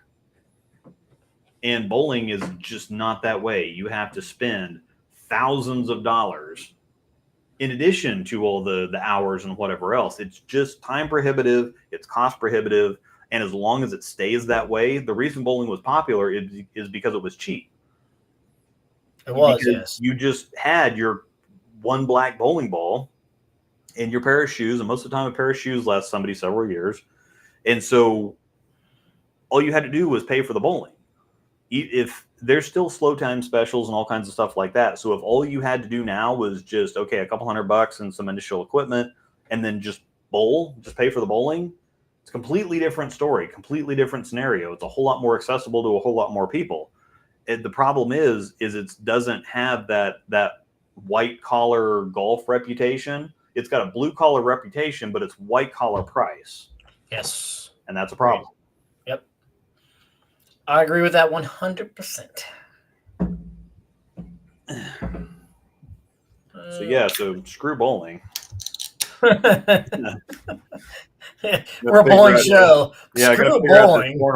Yeah. You all should just quit. I don't know why you watch the show. Just quit now. You have a dumpster, turn around and go to your house, grab your bowling balls and dump them in the trash. It sounds like Randy Quaid on Major League 2. Yeah. Back up the truck. Yes. Just throw all your bowling balls away, your shoes, your towels, whatever you got. Just throw them away. There's no point in doing it. Dry Dock Tropical Sour now. I'm just drinking what is this? Oh, yeah. Yingling Flights. Sorry, I'm stupid. This is the other thing. Even golf is cheaper than bowling. I got my set of clubs, and I could get a better set of clubs. But I think if I spent time practicing, I could go hit. You can get the little wiffle balls. Yep. If you get a little wiffle ball and a mat, the set of wiffle balls and the mat, I could go practice in the backyard. My set of golf clubs is 15 years old. I could buy new clubs, and when you do go to buy new clubs, it is expensive. Especially if you want to get them fitted and whatever else, it's going to be $1,500 to get yourself a set of clubs, get them fitted, whatever else. But then you don't have to buy more clubs for years. You can buy more clubs if you want to, but it's not a thing like bowling balls where even if you do try to go on the cheap with bowling balls, they're going to wear out. They just, because of the nature of the game, they're just going to wear out faster than golf clubs. Oh, yeah. And so, yes, golf is even cheaper to a certain extent, especially, if we go play, if I went and played Forbes after 4:30 every other week, it's $20 from 4:30 to close. If I went by myself, I could probably play 27 holes in the summer with the 5 hours before dark. I could at least play 18 holes. Oh yeah, you get 18 in balls to practice in the backyard, and they have I could chip and putt, practice all that stuff on the greens and whatever else. You could do it cheaper golfing than you could bowling. Oh, 100%. 100%. That's just one of those things that bowling is just, if for no other reason, if not for high scores, if not for whatever else, or toxic people or whatever else, bowling is just pricing itself out right now. No, it is. That's another thing too, though. Like you said on the golf club analogy, is golf clubs too. Once you spend the money and you know they're going to last longer, like way longer. I mean, you can swing clubs for 15, 20 years. Yeah. And they'll still, they're not going to go anywhere. Yeah. But if there's, you can still get like utility clubs, like wedges and things like that. You can still just add little pieces to the bag, just like you can bowling. But they just, I don't know. You can buy a utility wedge. You can buy it for $100. Yeah. It's just, I don't know. Well, and it's longevity. That's the thing. Like my set of clubs is 15. I've got a set of TaylorMade R9 TPs that are 15 years old.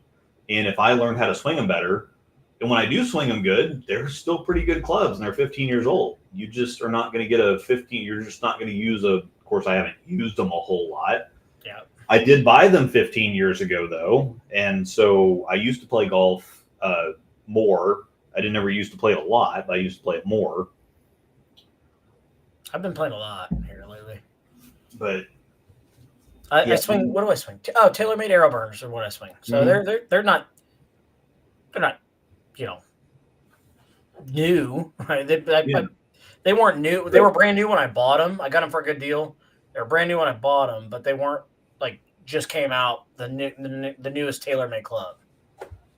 Yeah, well, and the thing is with golf technology and bowling technology, there's nowhere to go.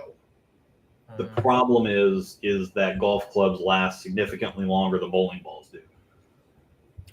And that's bowling will never be able to compare that though. No, there's no way unless you go back to urethane and plastic. And plastic will get chewed up faster. Urethane balls will last a very, very long time. Yeah. Plastic balls get chewed up a little bit faster. They get chewed up, but God, you can throw them forever. Yeah. And I've got a plastic ball still sitting out in the front in my garden. I've got bowling balls in my garden. I've had it out there for years, and all it's done is fade. Yeah, those balls don't crack. No. Urethane doesn't crack. They get tracked out, but a little resurface. And we don't bowl on what now.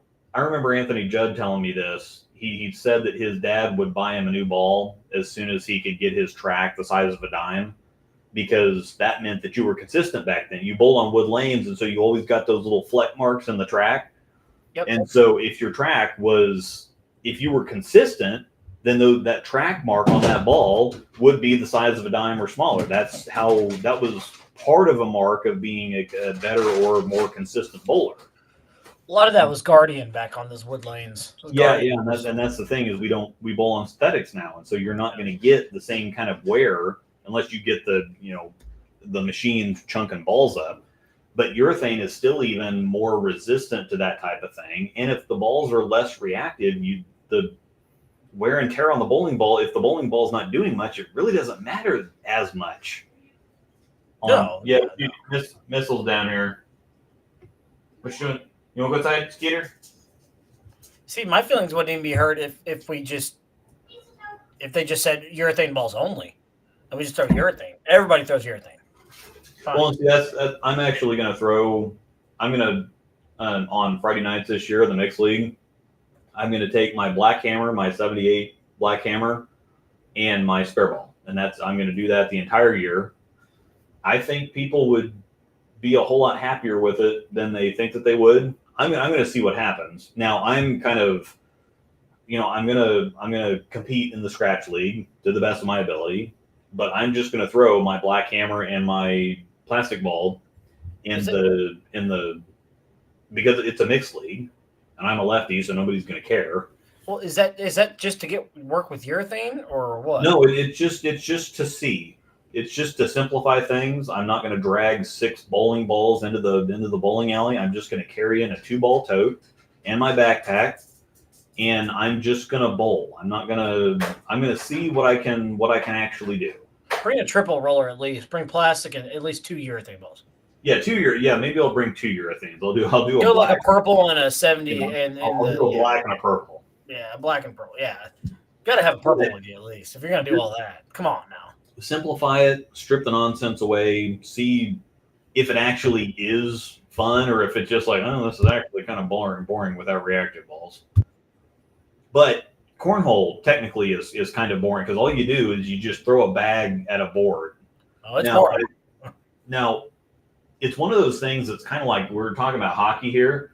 Cornhole is one of those things like hockey where you watch it on TV for a little. It's like, okay, well, they're just throwing bags at boards, and this is really exceptionally boring. But when you start watching all the little tricks that they can do, and it's one of those things that's almost kind of like, people don't watch. There's people that don't watch NASCAR, myself included. It's kind of like nothing really happens, but it's like, no, something is happening constantly. No, it's constantly happening. You have to perform at such a high level just to hold things even, so that when you do get that little window or that opportunity, it's not like, okay, nothing's happening. No, something is happening. It just literally the pedal is floored. We're just doing this the entire time, so that when you get that little window or somebody makes that little mistake, then you can take advantage of it. So, NASCAR, something happens every lap. It really does. Yeah, and people that understand that recognize that. It's just constant tension, 24/7. It's the same way in hockey. It's the same way in cornhole. Because the professional cornhole, when you have a round limit, it's not just whoever gets to 21 first or whatever. Yeah.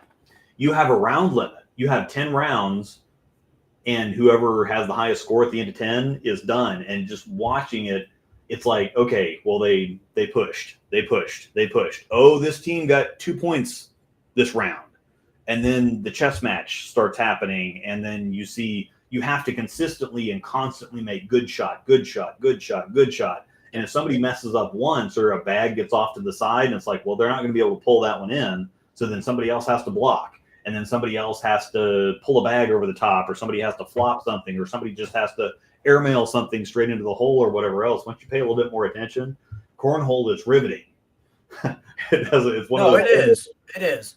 But when you even have the pros, like you have some of the pros saying it's like, yeah, just get sick of urethane fests all the time. And another thing, there was a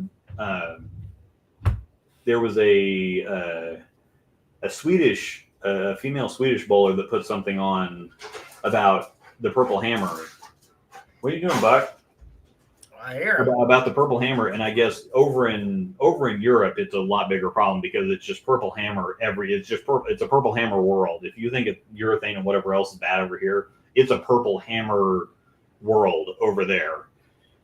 And it's just urethane here. That's just the easy button that they use on everything. But the pattern choices kind of let them get away with that too. And that's another thing, is that reactive balls are one thing, but why have the lane conditions continually catered to that? Aren't the fronts usually really dry out there? Yeah, people have said that overseas the fronts are really dry. I don't see that looking at like Japanese or Korean videos. But whenever you have higher volume, tougher conditions, flatter conditions, you want and need control. And a Purple Hammer at 500 grit is all of that. It hooks and it's controllable. Very. But if you can completely control everything with pattern choice, if you put out a 15 mil pattern, all of a sudden people are throwing plastic and shined up urethane.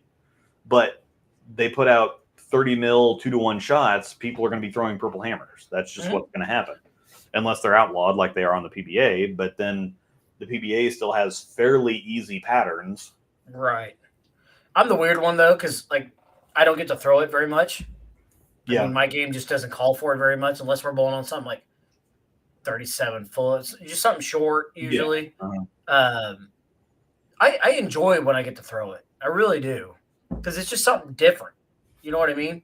Yeah, it's something different, and it's something simple, and you don't have to worry about. And that's the other thing, is that I really didn't like the simplicity of bowling on the left side before, because I'm like, well, I find the shot and I just have to repeat it.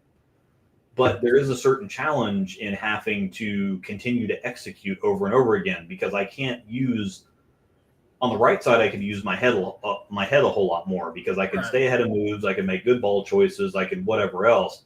On the left side, there's nowhere to hide because nothing really changes. You just have to make good shots, and if you don't, there's nowhere to hide. There's no anything to blame. I can't talk about somebody throwing urethane in front of me or somebody wrecking the shot or transition happened or I got forced in here, the shot disappeared or whatever else. There's just nowhere to hide. And I kind of have started to appreciate that and kind of even enjoy that because it's just like, well, you've got to shoe up and you just have to make shots. Yep. And I think if the right side returned to that a little bit, then you wouldn't have it. But it's nice to have the excuse sometimes. It's like sometimes, you know, somebody throws a bad shot. It's like, oh God, the approach on that one. God, what happened to the approaches there when you just made a bad shot? I've done that. You know, I did that a time or two myself. But it also was frustrating when you're throwing it good and then you do get a bad cross or you get a bad follow or the lanes break down. It's like you have a good look, you're throwing it good, and then it disappears. And then it's like, okay, well, you know, when you make a good shot in a big fours, that's kind of stupid. Just because the lanes are getting chewed up or you have to, there's 30 some odd mils, and so you have to throw a chalk monster and just destroy the shot. Or like a college tournament where everybody's lost in the gutter caps after 2 games. And it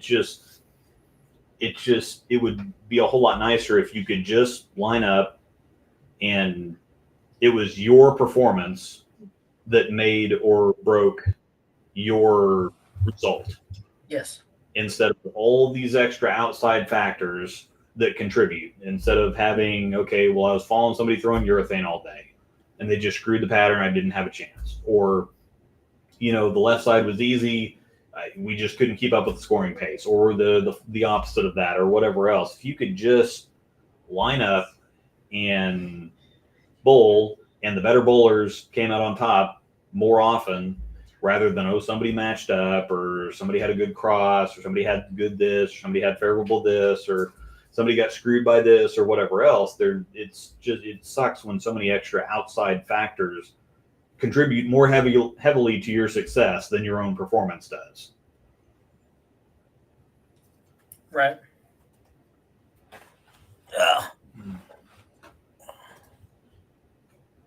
Still flying through some of the comments here.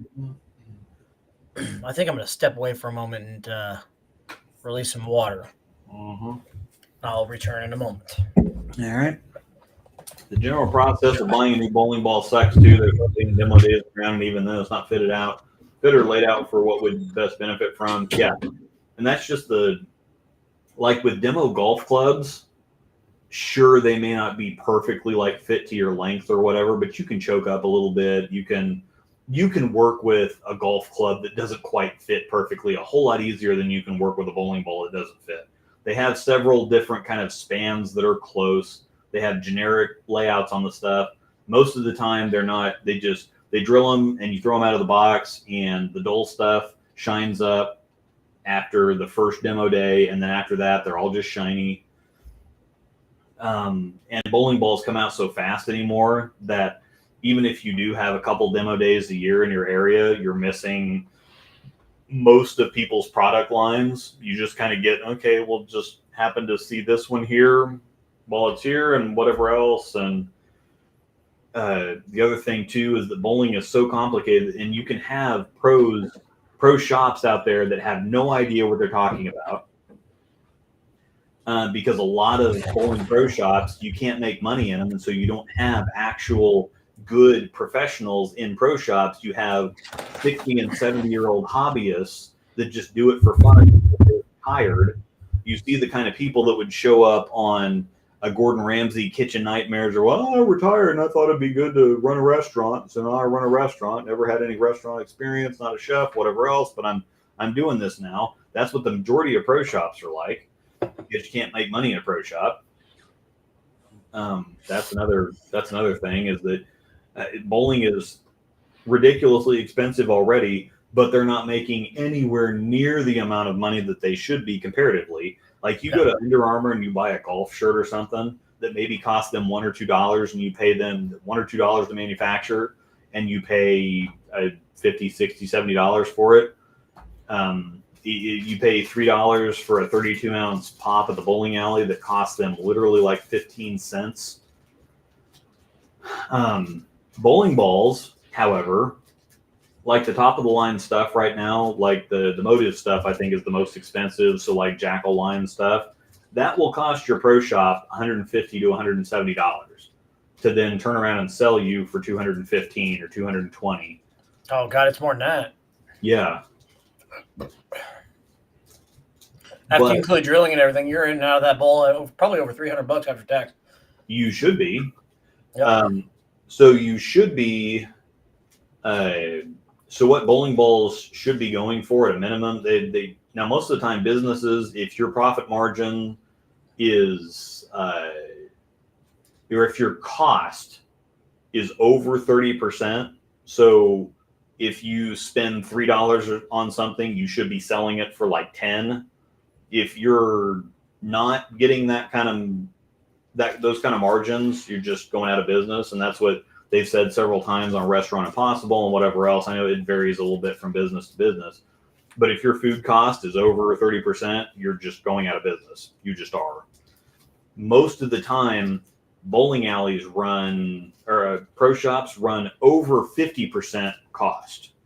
So, but yeah, if they buy a bowling ball from the distributor for $170, and even if it is, by the time you get it drilled and get grips and a interchangeable thumb system in it, and it's $300, they're still not making near enough money. The ball itself, if it costs your pro shop $170, that ball should be selling to you for at least $340 before drilling and grips and whatever else. So if it costs them $170, you should be paying about $400 for that bowling ball for them to actually make any kind of a decent living. So $400 for a bowling ball is ridiculous. Yeah, they should be getting driver prices out of bowling balls. Whew. I mean, some drivers $600. Yeah, that's what bowling balls should be going for, driver prices, basically. But my wife would make me quit. Significantly longer. Yeah, and Buddy's in the other online shop, because those shops are basically distributors. Yes. So the bowling companies sell to the distributors, and then the distributors mark up and sell to the pro shops. But the distributors are also allowed to run their own online businesses. And so the pro shops get a markup that the online businesses don't get. Yes. Or that they don't have to deal with. Yeah. Buddy's Pro Shop is pretty much a distributor, yes. Yeah. Bowler X is pretty much the same way. So. Yeah, Bowler X, Bowler Smart, whatever else. They're kind of all the same. Bowler Smart and Bowler X at least has their own little shops. Yeah, they do. I'm sure Buddy's has one, two, but yeah, Buddy's has some, and they do the online. The Chris Forey does the drilling, and some other people, but Chris Forey is one of the big names that does the drilling before they send it out to people. But that's one of those things that, as expensive as it already is, it should be more expensive. I mean, that's why we don't have good professionals in a lot of pro shops. That's why bowling centers are closing. That's why we have string pins, whatever else, because bowling is already extremely expensive, and it's still not enough is being charged for what it, as compared to what it costs. So, yes, would love to go back in time to the 80s with urethane and short oil. And I think that's really the thing. I think it's part of it is because I remember there's a lot of people that quit here. I know Terry Sandgren here in Topeka quit specifically because she was tired of bowlers. She's just like, I'm tired of the drama and the nonsense. She was the best female bowler here and averaged 220 every year. And she just quit because she was tired of the drama. It's like, I just want to show up and bowl. I don't want to deal with all this bitchiness and cattiness and this pettiness and all this other nonsense. And there's a lot of other people that have quit because of it too. And plus the other side of it is it just got too expensive because you were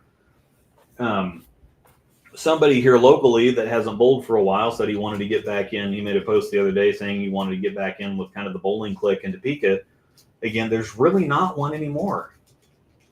There's a handful of people that you could get back in with.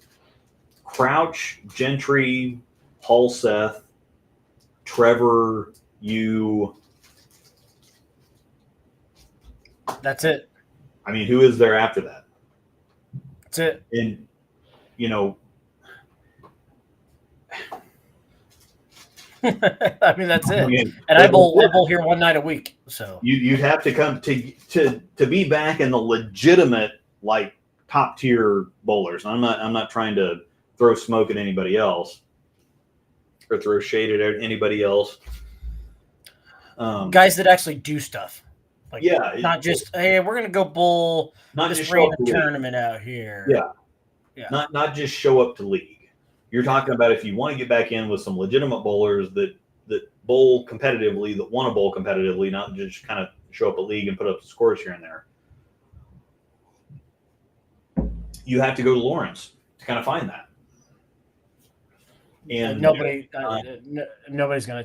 It's not gonna happen. Yeah. I know who we're talking about, but yes. Let's see. So, that got deleted, by the way. Yeah, wish I could get a pop for $3. My center's approaching ballpark level prices. Yikes! Have you ever heard of the legend Frankie? Sorry, I'm reading something out loud here. Yeah, I'm getting there too. No, you're good. I'm just reading that. I actually have met Frankie May. I met him a couple times at Nationals, back when the company was started with a V. That bowling ball company, Visionary. Yeah, he did a lot of stuff with Visionary. Frankie May Griffin. Yep. I remember we went to the Visionary Motive booth one year when I was out there with Crouch. Yep. And he got a Venom Shock, and it was when it went pretty well when it first came out, and I had memorized all of his specs and his axis and whatever else, and I said, well, do you want to know his? Like, no, I'll just copy the ball. And I'm like, well, I've got his PAP and everything. I was like, I don't need to know that either. I'm like, okay.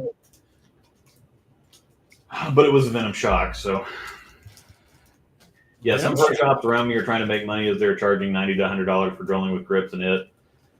Just the hardware and the ball, not the slug. Well, a lot of this stuff is so grips are very inexpensive. Grips are like $1, yes, $50 a piece. Those are cheap. Pro shops make good money on grips. The interchangeable stuff, like if you buy a Jopo sleeve, it's $15, and I'm not installing that for free. And with pro shops trying to have to compete with online prices, so when you're selling a storm ball, a top of the line storm ball, which is $200 on Bowler's Mart, some places Ussery, he just copy and paste whatever it's selling for online. That's what he sells it for, and then it's $50 for drilling and whatever else.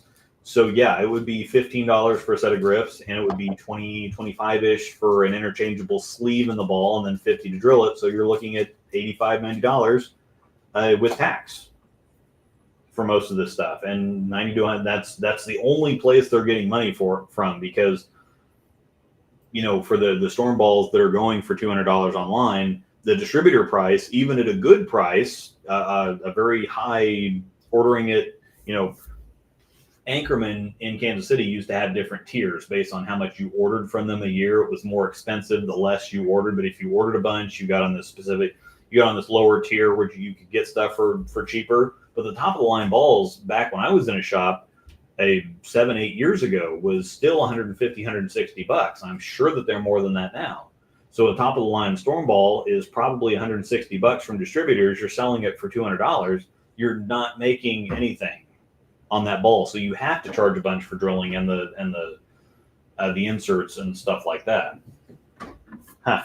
Yeah, he's still in here. I hated that ball when I learned that specs matter. Yeah. You brought up a name there, Anchorman Sales. That's an oldie there now. Yeah, Kenny Lytle, way back in the day. Drew Knutson worked there for a long time. Yeah. They didn't like me very much because I actually tried to get on there a few times to work for them. It was so hard to get on there. Yeah, they always pissed me off, and I kept sending Jesse stuff because they didn't have stuff half the time, or I'd get 50% of my order. And Anchorman was really bad about that. And Anchorman was really bad about that. Surprised he didn't go through Jayhawk. Well, Jayhawk doesn't do the bowling ball supply. They don't do They did at that time, though, I thought, didn't they? Don't they? No, I don't think so. No, we ordered everything from Anchorman specifically because if we didn't sell it, we could return it, and it wasn't any shipping costs. So Jesse would just collect stuff from all the shops and just drive back the inventory that wasn't selling. You would have to ship it back to Classic or something else, but just ordering from Classic is better. What do you suspect the cost of making a bowling ball is compared to the wholesale price? Well, they actually lose money on plastic balls, I believe, because just the manufacturing cost of a bowling ball is like $50 or $60, just without even the factoring in R&D and whatever else. Like it's just $50, at least $50 to manufacture even a plastic ball. And so they actually lose money on those by the time they sell them to the distributors, and the distributors sell them to the pro shops and then whatever else. That plastic balls would be more expensive. So I believe that the companies either, sell plastic balls for nothing or close to, they don't make any money on them just so that they can get them out there so that they can end up being a reasonable price for the customers. So yeah, the cost of making a bowling ball in the first place is high. It's higher than you think it is. The B7 staffers that get the ball for cost, I believe, pay like 80 or 85 for high-end ball. Yeah, and that used to be the thing with Storm. I'm not going to say what the price was. It was close, but it was triple digits. B7 staffers also have to pay for shipping on every ball. So if you order 4 balls, you have to pay for shipping on all 4. Like not all at once, individually. Yeah. So. And I remember we did get free shipping on Storm orders once a week. If we ordered any more than once a week, they'd charge us for the shipping. Yep. But it was triple digits for stuff, unless it was a hustle or something, and then it was slightly less than that. Motive, we didn't pay for shipping on anything that was. If we had a bowling ball in the box or in the order, it was free shipping. So. I always tell you, you can get whatever you want, get your T-shirts, whatever you want with this. Just if a bowling ball is in the order, your shipping's free. Yeah, but if we were ordering a hustle, it was not that much more expensive to just buy it from Bowler's Mart as it was to order direct from the company. The big savings were the higher end stuff. Yep. Is because it was everything over hustle level was the same price. So whether you ordered a high road or an absolute power, it was the same price. And so the more expensive of tier you got up in the ball, the more of a value or the more of a savings it was being on staff. But it's still, again, I spent more. It's more expensive to be on staff than it's not, because they don't require you to buy everything. But how are you going to actually be a good representative for the company if you don't buy and throw everything? It's like, okay, well, I'm going to only buy this ball, whatever else. So instead of buying even 5 or 6 balls a year at $250 a piece, staffers are buying just about everything, a lot of them. And so you're buying 20 balls a year. And so even if it's 100, 110, 120 bucks, that's 20 balls a year. You're spending a couple grand on bowling balls versus if you just buy the few that you want at the pro shop, you're spending $1,000. So it's cheaper, but it's more expensive to be on staff. Yes, it really is. I know people don't understand that. I know it's so hard to convince people that, but it really is true. Yeah, and this is the other thing. The other thing that Tobias brought up, SBI also, they offer incentives. So if you do bowl reviews, if you have written reviews on some of the websites or whatever else, they give you Storm bucks. Motive does that. Basically. Motive does that. Well, Motive used to do that. They still do, for depending on your contract. Okay, they don't do that for most of the contracts anymore, though. No, but they so the guys, you still see the Motive Mondays that are out there. It's guys that get offered certain contracts. They still get the incentives. Yeah, a lot of the contracts don't include the Motive Mondays anymore. Nope, which is stupid. If you have somebody that's Motive Mags, Mike Magellan is somebody that's been with the company that long, and they just dicked him over. I don't know if he's still with him, is it? No, Mike Magellan's done because they offered him a just bottom of the line contract. They offered him the same thing that Riley got, right? Yeah, just like a basic. You're basically paying distributor prices for everything. And it's kind of like, oh well. I saw that contract and it was not good. And that. I had a hell of a deal though. The deal that I had was really good.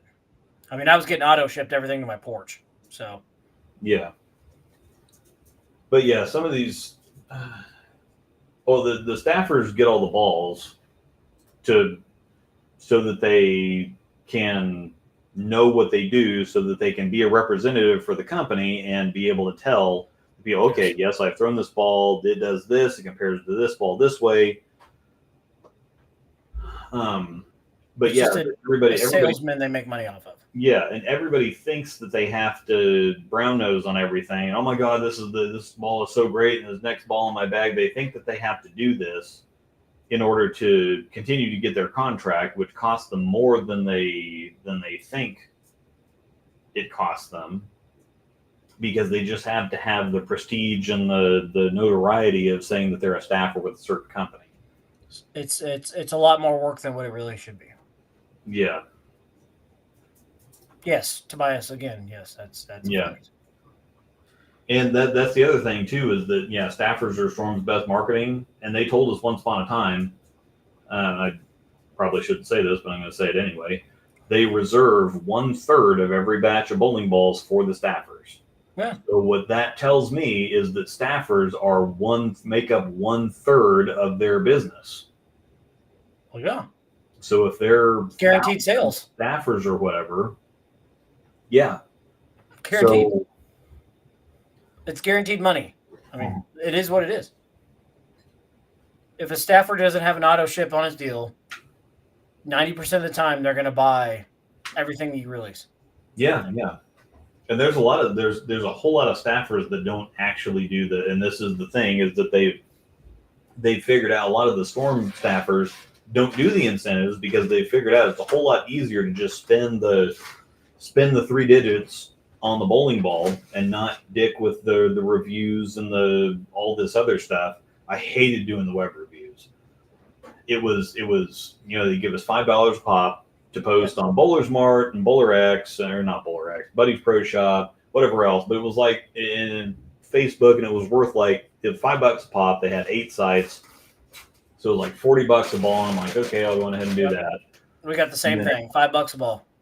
Yeah, and so, or a website or whatever it was. Yeah, and it was, God, I just hated doing those so much. But I'm like, well, they're I'm gonna do everything anyways, and they have them available, so I might as well just spend the time and do them. I would much rather have just spent the money on the bowling balls I wanted to buy and not dick with the videos and not dick with the web reviews and whatever else. I would have rather just spent the money on the balls I wanted to buy and just not even mess with any of the other stuff.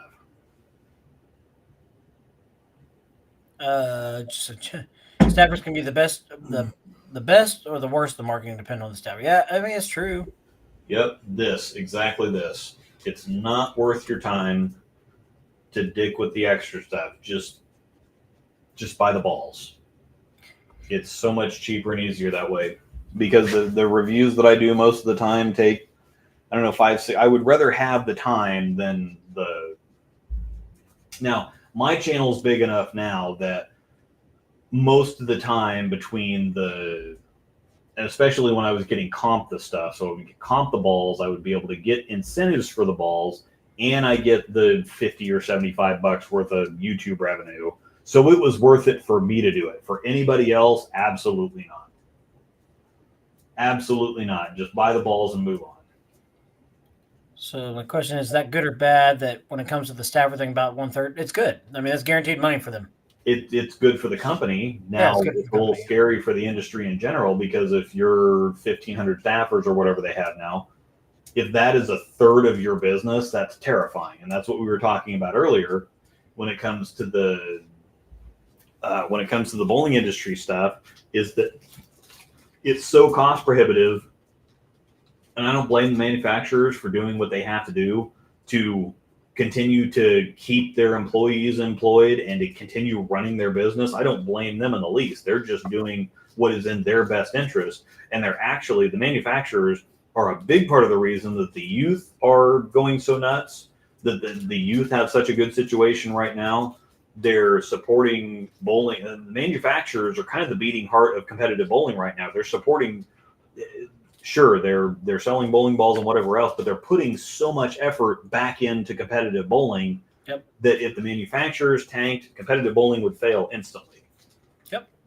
And so that's why it's just absolutely not an option to go back to plastic and urethane and whatever and just do a full reset on bowling.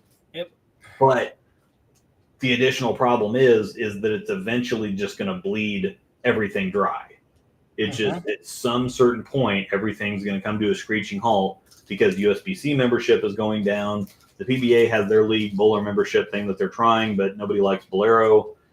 Bolero has bought a lot of these historic centers, but they see the PBA as cheap advertising, and so they're not really interested in competitive bowling in long term. They're not interested in investing into it. They're going to do whatever is going to put money in their pockets, and if they don't have the competition of a Carolier or a Thunderbolt or a North Rock, that's even better for them.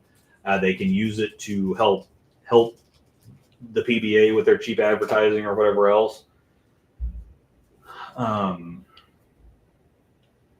this is again effort and money back into bowling. So you folks crying that they released too many balls, remember that. Yes, they are putting yes, they are putting out a bunch of bowling balls. They're trying to sell us stuff. The staffers are hawking stuff. They're drinking the Kool-Aid, whatever else. But the companies legitimately do pump all kinds of money back into competitive bowling. Yes. But they're investing that into people that are going to continue to buy their merchandise, basically. So it's just they're supporting all this stuff so that those people continue to exist to continue to buy their products. Yeah. So it is self-serving a little bit, but it is working for the situation. And stuff like the Storm Youth Championships, the manufacturers are legit saving competitive bowling right now. But it's just not going to last that much longer. It's just not. 10 to 15 years, 15 more years, I think, is my maximum expectancy. And the thing that I put in my article too is like, I think that bowling needs a hard reset now while you still have the base that you have now. If people continue to trickle away and trickle away and trickle away and trickle away, when bowling finally, goes belly up, the people around, there's just not going to be the people around that care enough to restart it, revive it, whatever else. If you just kind of cut the leg off right now to save the body, sure, there's going to be a freaking up people and it's going to be awful, but there's still enough people around right now that care to continue to participate, be involved. The youth right now, they already bowl on tougher conditions. You have the Team Masters, which is just one plastic and one urethane ball. Which has really it's changed a lot from the beginning of Team Masters. Yeah. And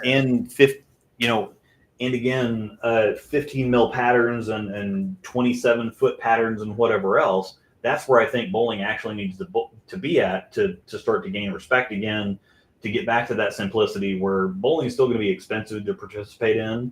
But if you're not spending thousands of dollars a year on equipment, you're going to have that money to actually spend on bowling. So it's not going to seem as expensive when you're just paying for bowling and not, ball after ball after ball after ball or whatever.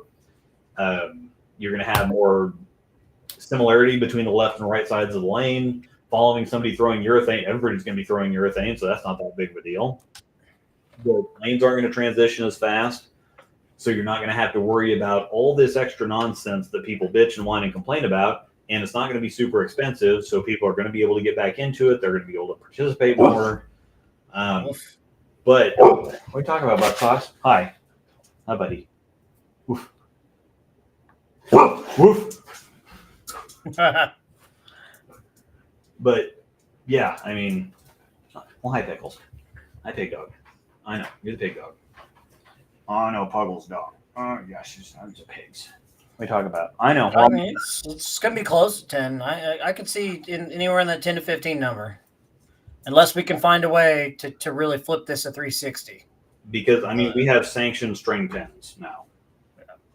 And that's So- and I know I've been devil's advocating string pins.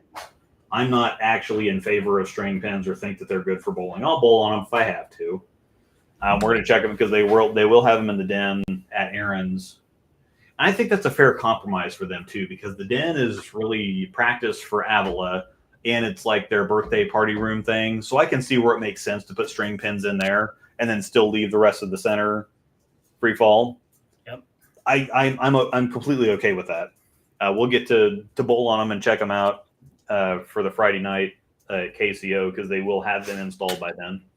Yep, just a couple weeks or a couple months. I mean, yeah, but yeah, and this is exactly my opinion. The genie's out of the bottle. We need entire demographics to quit or age out to reset this, and that's why I think, because the youth, Jillian Martin again just shot her first 300 like a year or two ago because she just never bowled on house shots, and a lot of the youth bowl the Storm Youth Championships. They bowl Junior Gold. They bowl Teen Masters. They're used to bowling on challenging patterns with urethane a lot of the time. So if you take the reactive balls away from the youth, they're really not going to care that much, because they're used to urethane and plastic and Teen Masters and tough conditions and whatever. They're used to the highest levels of competitive bowling that currently exist.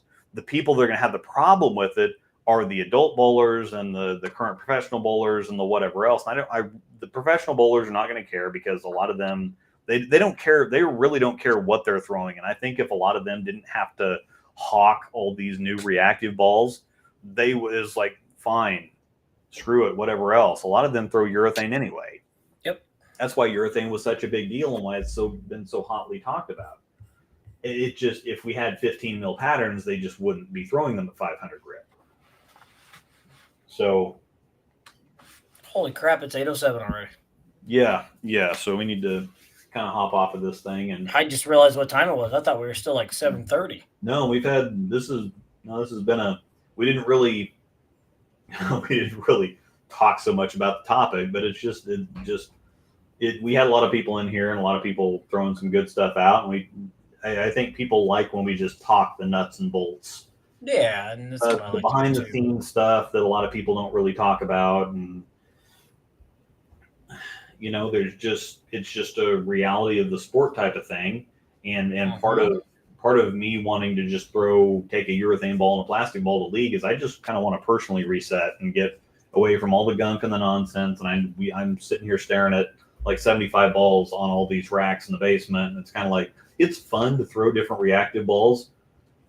It's really fun to get a new bowling ball and some other stuff, and this new the Intense Mindset. I'm a really big fan of that one. I'm looking forward to throwing that one for a while. Just give me more MV tours and I'm fine. Yeah, it's fun. I've been throwing the Covert Revolt a little bit more, and so all this different equipment is fun. I do enjoy it, but at the same time, I don't think I'd miss it if it was gone, because I think it's just a little overblown. There's too much of it. And while I like kind of the meta game and the extra challenge, there's a complete extra layer of challenge, layer of knowledge that you can use, that you can have to your advantage. But at the same time, I do like the simplicity of being nowhere to hide. You just have to show up and make shots, whatever else, just boil it back down. Yeah. Don't overcomplicate it. Make it simple, make it cheap, make it accessible, and put the deciding factor of what happens back in the hands of the bowler, instead of, oh, so-and-so matched up with this ball, or so-and-so has a contract, or so-and-so has these ball reps, and all this crap. So, yeah. Yeah. Yep. We got I hope 15. it's seal. Yeah, because USBC is going to be under 1 million members very, very soon. Oh yeah, they will be. And bowling is still the largest participation sport in the world, but string pins are gonna give it a hit, because there's a lot of people saying, well, if it comes to bowling on string pins, I'm just going to quit. And I believe them, because I've seen enough people quit over 25 cents a lineage being raised, and so I definitely know when bowlers say they're going to quit. Most of the time, some of the times they just are throwing a fit, but they quit more often than they don't. Yep. And the more expensive it keeps being, and people people don't even get started anymore because they get into it and see it's like, okay, well, I don't know what's going on with the bowling balls. And then people get mad about Easy Slide or about this or that or whatever else. It's like, okay, well, this is just negative and I don't want to spend a bunch of time and money doing this. League seasons are 9 months long. Nobody wants to commit to something in August and say, okay, so I got to commit to spending $30 a week all the way through frickin' May. Yeah, There's not a lot of people that want to do that either. So, and I can understand that, but I got to tinkle again. yep, I'm gonna finish off my drinky drink here, and then we can get out of here. And You're good. I knew when I opened that seal about 20 minutes ago. It's been about 30 minutes ago now. I was like, oh, it's gonna do it. I knew it was gonna happen. yeah. So, yeah, string pins will pack a lot of folks up, and it really will. They will.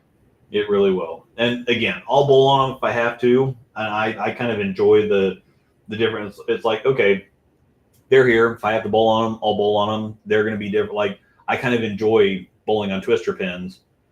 I like twister pins because I kind of know what to do with them. And to me, I kind of look at everything at surface value. I'm not one of these type of purists that's just going to say, okay, well, I like this, and I'm just not going to mess with any of this other stuff. It's like, it's just something different to me.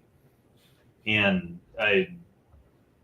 for some people, it's just going to go too far. And there's some other things that I think that string pins is borderline, but if they started making some other changes to bowling, I think it's just what you're used to. Whenever they deviate too far from that, it's just like, yeah, it's just not interesting anymore. It's not one of those things I'm just going to get mad about and absolutely refuse to do. It's just kind of like, well, at some certain point, synthetic lanes and reactive bowling balls and pins on strings and whatever else, it's just not, it's just not entertaining to me anymore. Like there are some TV shows or, movies like Star Wars has gone far enough to some certain point where it's like, okay, the originals were great. The prequels were kind of like, it's okay. The sequels were like, oh, yes. Some of those, a couple of those were really bad. And some of the shows they were coming out with, it's just like, well, it just doesn't hit the same. It doesn't have the same charm. It doesn't have and this new one, the new series, The Acolyte that they put out, it's like, I'm not even, I've heard some of the reviews and stuff. And it's like, I'm not watching it. Yeah, it's like, I'm not even interested in that. It just doesn't sound good. Nope. And so bowling is kind of in that territory for a lot of people that they grew up with urethane balls on short oil, on wood lanes, with not $50,000 lane machines and patterns and all these fancy bowling balls and layouts and all this other nonsense and whatever else. And for some people, it's just like, you know what? It's too much. It's just not, they're not mad. They're just not interested anymore. Right. So. Sorry. There we go. Reading something. I know. I'm coming. I swear. Almost done. You want to help? Uh-oh. They're ready for you to go. Yeah. I'm kind of hungry too. Well, and bedtime is 8. We try to get heading to bed at like 8:30, and Dingo here knows that. So. Uh-oh. Piggy's tummy timer goes off when it's time to eat, and Dingo, he's like, yes, it's time to go outside and start getting ready for bed, isn't it, Buck? It is. I know. Oof. Tisk tisk. I still got to tear down this set that I've got for the night. I guess I can at least turn these off. See how dark it gets. Yeah, I'm one of these people. See how dark it gets here. Yeah, the string pins bring back the importance of shot making rather than rev rate being the most important thing to carry and score. I think all the complaining. Yeah, and I think that some people are going to be mad that their scores are going to go down, and some of the purists might actually be on the fence. It's like, okay, pins on strings, but all of a sudden you can't just rev it up and hit the pocket somewhere and carry.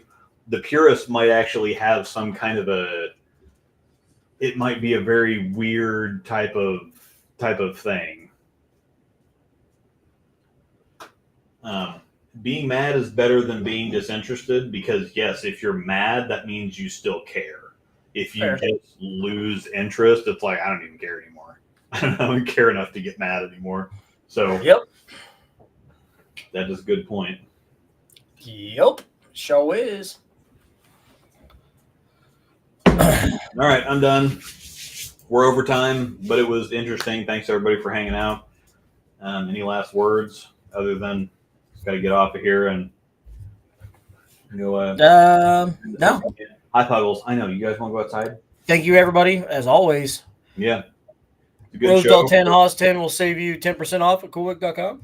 Yep, and it will help supply youth jerseys for the kids at Royal Crest. So, Yep. Thank you, everybody. We won't see you next week, so everybody have a happy 4th of July that's in America and celebrates the 4th of July. And we will be back in 2 weeks because I think that we missed the 15th, so we will have. So what's 2 weeks from today? It's not the 4th of July week. It's the week after that.